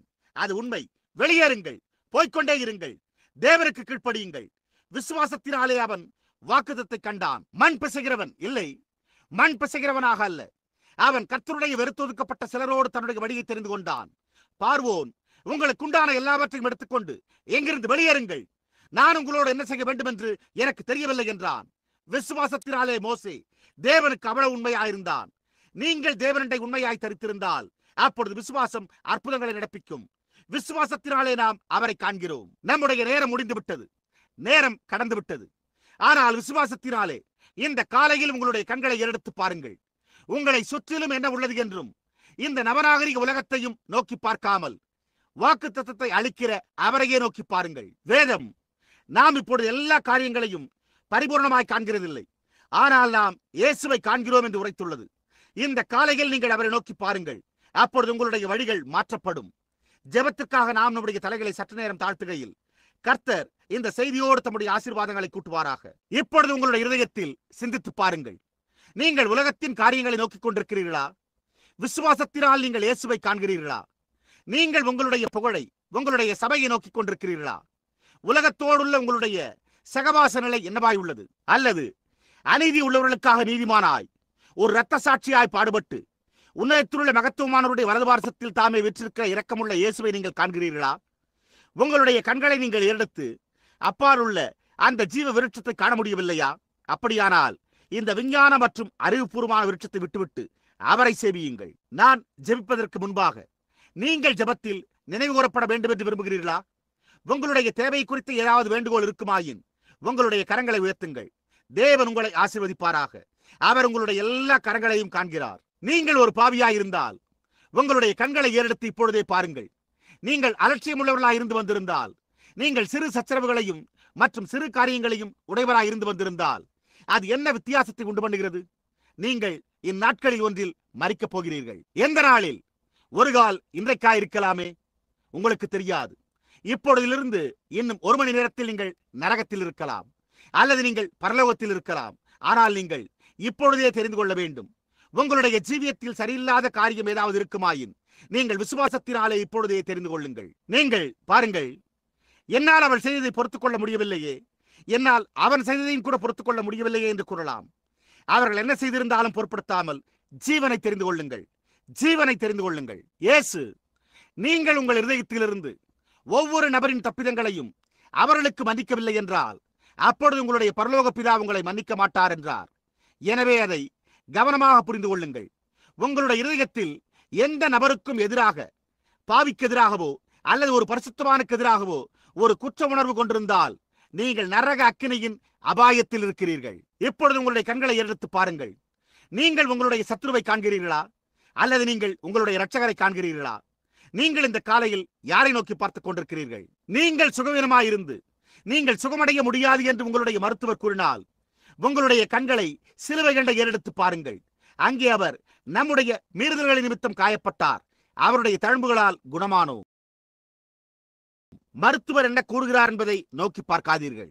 அவர் விஞ்ஞானத்தின்படி கிரியை நடப்பித்துக் கொண்டிருக்கிறார். விசுவாசமோ ஆவிக்குரிய மண்டலத்திலும் தேவனிலும் கிரியை செய்கிறது. நீங்கள் உங்களுடைய கரங்களை உயர்த்தியிருக்கையில் இந்த காரியங்களை குறித்து நாம் இப்பொழுது சிந்தித்து பார்ப்போமாக. தேவன் அவைகளை கண்டார். நாம் ஜெபம் செய்வோமாக. ஓ நித்திய தேவனே, இப்பொழுது இந்த அமைதியான ஆராதனையில் செய்தி கொடுத்து முடித்துவிட்ட பிறகு கர்த்தாவே, உம்முடைய வார்த்தையின் அந்த விதைகள் கற்பாறையான நிலத்தில் விழச் செய்யாதேயும். கர்த்தாவே, செய்தியானது நெருஞ்சில்களிலும் முட்களிலும் விழச் செய்யாதேயும். அவை இந்த ஜீவியத்தின் கவலைகளை லோத்தை போல் நெருக்கி போட்டு முடிவிலே எரிந்து போட செய்யும். ஆனால் ஓ ஸ்தோத்திரிக்கப்பட்ட தேவனே, அது நல்ல செழிப்பான நிலங்களில் செய்த தவறுக்காக மனம் வருந்துகின்ற இருதயங்களில் விழட்டும். நானும் கூட கர்த்தாவே, அதாவது நாங்கள் யாவரும் நோக்கி பார்க்கும் தேவனுடைய கண்ணாடியினூடாக நோக்கி பார்த்து புறக்கணிக்கப்பட்ட கர்த்தராகிய இயேசுவின் சபையை, புறக்கணிக்கப்பட்ட ஜனங்களை, புறக்கணிக்கப்பட்ட வழியை கண்டு நாங்கள் இந்த மகிமையான வழியில் நடப்போமாக. மோசே அவன் எங்கே நடந்து கொண்டிருந்தான் என்பதை அறியாதிருந்தது போலவே ஜனங்கள் எங்கே சென்று கொண்டிருந்தனர் என்பதை அவர்கள் அறியாதிருந்தனர். அவர்கள் எந்த வழியாய் செல்ல வேண்டும் என்பதை அறியாதிருந்தனர். அவர்கள் அப்படியே புறப்பட்டிருந்தனர். ஓ தேவனாகிய கர்த்தாவே, இந்த அழகான பாடல் இசைக்கப்பட்டுக் கொண்டிருக்கையில் எங்களால் விசுவாசத்தினால் அந்த தூர தேசத்தை காண முடிகிறது. அது அப்படியே இப்பொழுது இருப்பதாக. அதாவது இங்குள்ள புருஷர்களும் ஸ்திரீகளும் உலகம் என்ன கூறப்போகிறது அல்லது அவர்கள் எப்படி போய்கொண்டிருக்கிறார்கள் என்பதை குறித்து சிந்தித்து பார்க்காதிருப்பார்களாக. அவர்கள் தங்களுடைய ஆவியில் எழும்பி செல்வார்களாக.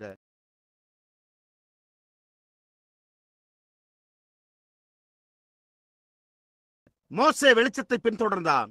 அது அவனை வாக்குத்தத்தம் பண்ணப்பட்ட தேசத்திற்கு வழிநடத்தினது. அவன் எங்கே சென்று கொண்டிருக்கிறான் என்பதை அறியாமல் பகலை பார்க்கிலும் பிரகாசமான அந்த தேசத்திற்கு வெளிச்சத்தில் அவன் அப்படியே நடந்தான். கர்த்தாவே, இங்குள்ள அநேகர் வேதாகம வெளிச்சத்தில் நடந்து பரிசுத்த ஆவியின் ஐக்கியத்தில் சபையோடு, முதற்பேரானவர்களின் சபையோடு, கிறிஸ்துவை ஏற்றுக்கொண்டுள்ள புதிதாய் பிறந்த குழந்தைகள் பரிசுத்த ஆவியினால் நிரப்பப்பட்டு ஆவியானவரால் வழிநடத்தப்பட இன்றைக்கு அருள் புரியும். நாங்கள் இந்த ஐக்கியத்தில் தேவனுடைய நிபந்தனைகளை சுற்றிலும் ஒருங்கே நடந்து ஞானஸ்தானத்தில் அவரை சேவித்து அவருடைய மரணம், அடக்கம் மற்றும் உயிர் தேடுதலில் கீழ்ப்படிவோமாக. நீங்களோ உன்னதத்திலிருந்து வரும் பலனால் தரிப்பிக்கப்படும் வரைக்கும் எருசலேம் நகரத்தில் இருங்கள் என்ற அவருடைய கட்டளையில் அவரை நாங்கள் சேவிப்போமாக. நாங்கள் தெய்வீக சுகமளித்தலில் அவரை சேவித்து வியாதியஸ்தற்காக ஜெபிப்போமாக. நாங்கள் அவரை ராபோஜனத்தில் அப்பம் பிட்குதலில் ஒருமனப்பட்டவர்களாய் பங்கு பெற்று வார்த்தையின் பேரில் ஐக்கியம் கொள்வோமாக. தேசமானது காட்சியில் வரும் வரையில் அவருடைய தெய்வீக நிபந்தனைகள் யாவற்றிலும் நாங்கள் அவரை சேவிப்போமாக. கர்த்தாவே, இதை அருளும். இப்பொழுது நாங்கள் இவை யாவற்றையும் கர்த்தராகிய இயேசுவின் நாமத்தில் உம்மண்டை சமர்ப்பிக்கையில் எங்களுடைய ஜெபத்தை கேட்டருளும். இப்பொழுது நம்முடைய தலைகள் தாழ்த்தி இருப்பதோடு அமைதியாக மெதுவாக நாம் இந்த பாடலை பாடுவோமாக. இப்பொழுது இது ஆராதனையாய் உள்ளது. செய்தியானது முடிவுற்று விட்டது. யாரும் போக வேண்டாம். அப்படியே அமைதியாயிருங்கள். நாம் ஆராதிப்போமாக. செய்தியானது திருத்திக் கொண்டிருக்கிறது. இப்பொழுது நீங்கள் என்ன செய்துள்ளீர்கள் என்றும் நீங்கள் என்ன செய்திருக்க வேண்டும் என்றும் நீங்கள் இன்றைக்கு இருக்கிற பிரகாரமாய் இருக்கும்படி செய்தது எது என்றும் சிந்தித்து பாருங்கள். இன்றைக்கு உங்களை கண்டனம் செய்கிறது எதுவென்றால் நேற்று நீங்கள் செய்த ஏதோ ஒரு காரியத்தினாலே ஆகும். அது நாளை என்னவா இருக்கும், அதை இன்றைக்கே சரி செய்து கொள்ளுங்கள். நீங்கள் நாளை விடுதலையாயிருப்பீர்கள். புரிகிறதா? நீங்கள் ஒரு தெரிந்து கொள்ளுதலை செய்ய வேண்டும். நீங்கள் அதை எப்படி செய்ய முடியும்? விசுவாசத்தினாலே நான் இப்பொழுது ஒவ்வொரு காரியத்தையும் விட்டுவிடட்டும், நான் இப்பொழுதே விட்டுவிடட்டும், என்றோ ஒரு நாள் நான் அப்பால் உள்ள அங்கு செல்லப் போகிறேன். நாம் அந்த அழகான சீக்கிரத்தில் இனிமையாய் சந்திப்போம். இப்பொழுது உங்களுடைய ஆவியில் கர்த்தரை அப்படி ஆராதியுங்கள்.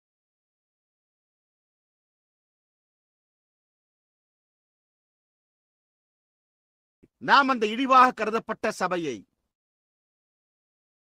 சீக்கிரத்தில் இனிமையாய் சந்திப்போம். செல்ல கடினமாய் உள்ளது, ஆனால் நாம் என்றோ ஒரு நாள் சந்திப்போம்.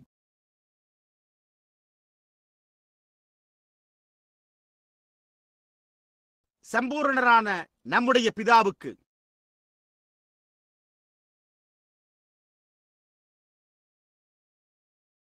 நாம் நம்முடைய துதியின் காணிக்கையை செலுத்துவோம்.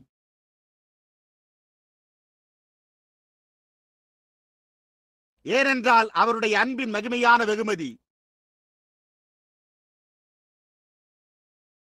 நம்முடைய பரிசுத்தமாக்கும் ஆசீர்வாதங்கள். விசுவாசத்தினால் நான் கர்த்தருடைய இழிவாக கருதப்பட்ட சிலரோடு என் வழியை தெரிந்து கொள்கிறேன். நாம் அந்த அழகான கரையில் சீக்கிரத்தில் இனிமையாய் இனிமையாய் சீக்கிரத்தில் சந்திப்போம்.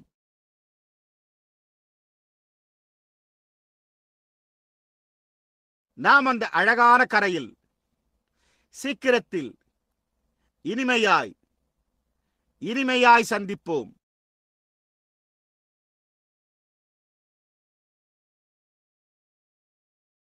அங்கே ஒரு தேசம் உண்டு, அப்படியே அவரை ஆராதியுங்கள். இது ஆராதனையாய் உள்ளது.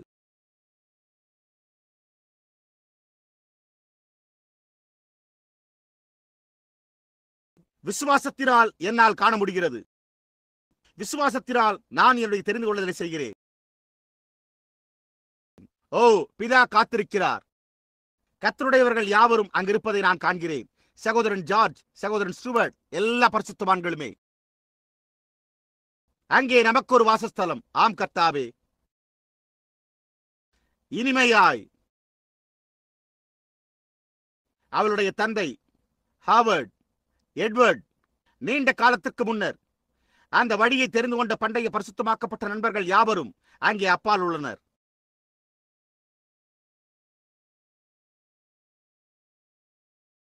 நாம் அந்த அழகான கரையில் இனிமையாய், ஆம் கர்த்தாவே, சீக்கிரத்தில் சீக்கிரத்தில் சந்திப்போம்.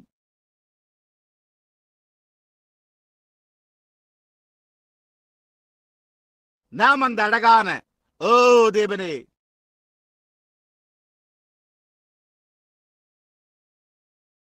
ஆசீர்வாதமான இனிமையான கீதங்களை பாடுவோம். தேவனுக்கு மகிமை. அங்கு துயரமே இருக்காது.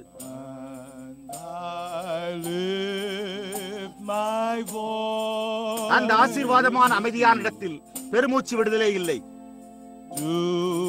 அந்த அழகான இனிமையாய் இனிமையாய் சீக்கிரத்தில் நாம் சந்திப்போம்.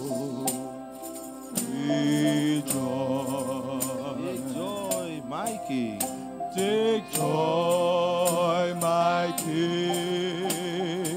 What you hear? In what you hear. Sweet, sweet storm. May it be a sweet, sweet song in your ear. Oh Lord, I love you, Lord. I love you, Lord. And I lift my voice. I lift my voice to worship you. To worship you. Oh, my soul. Oh, my soul. Rejoice. Oh, take joy, my King. Take joy, my King. In what you hear. What you hear. May it be a sweet, sweet, sweet song in your head. Your head. Oh, I love you, Lord. I love you, Lord. And I lift my voice. I lift my voice to worship you. Worship you. Oh, my soul. My soul. So rejoice.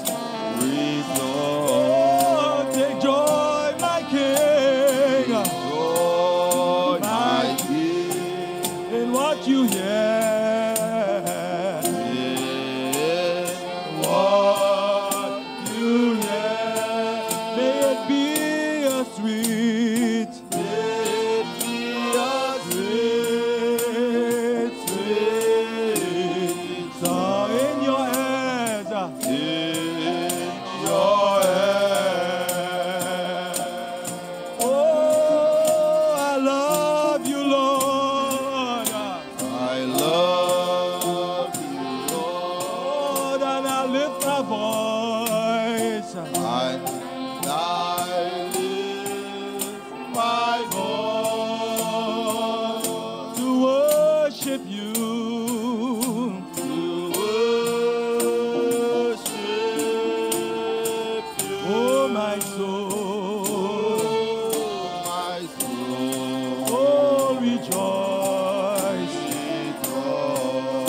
Take joy, my King, in what you hear.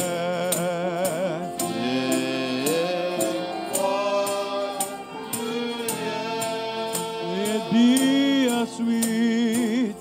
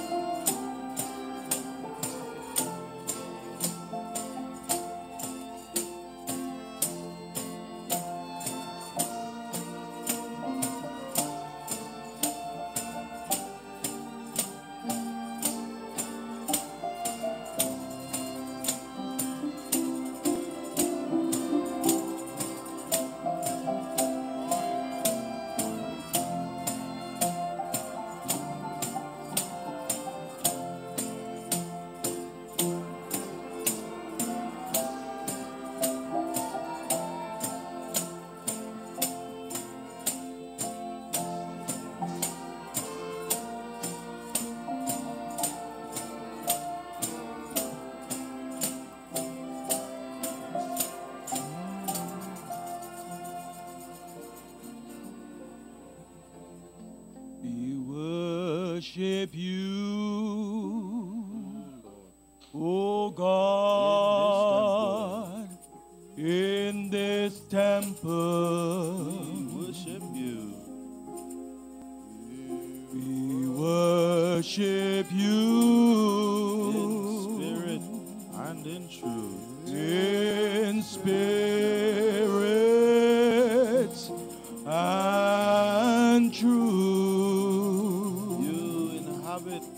our praises. You inhabit our praises, Your presence dwells among us. and your presence dwells amongst us. We worship you. Worship you in spirit and in truth. In spirit and truth. Oh, we worship you. We worship you in spirit and in truth. Spirit and truth. We worship you.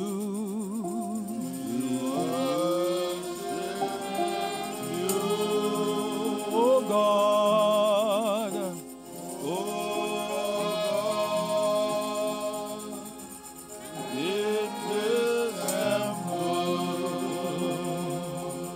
We worship you.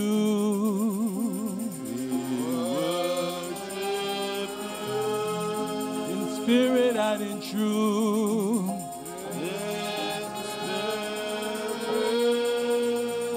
And truth. You inhabit our praise. You inhabit our praises, and your presence.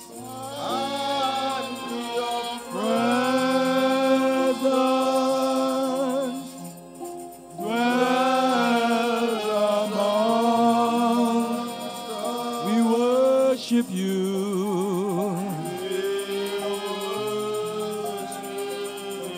In spirit and in truth.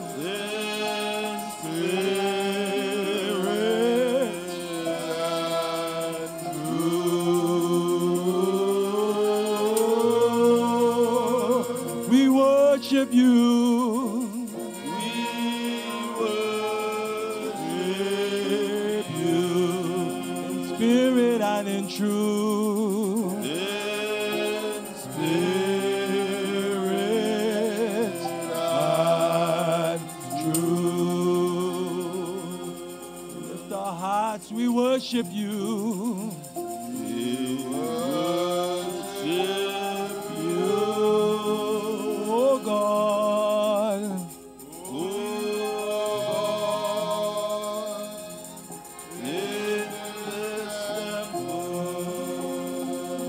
We worship you.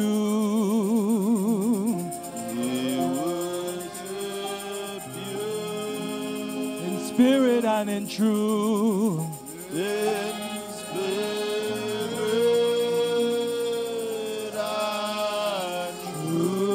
You inhabit. You inhabit our praises. Our praises. And your presence. And your presence dwells amongst us. Amongst us. We worship you. In spirit and in truth.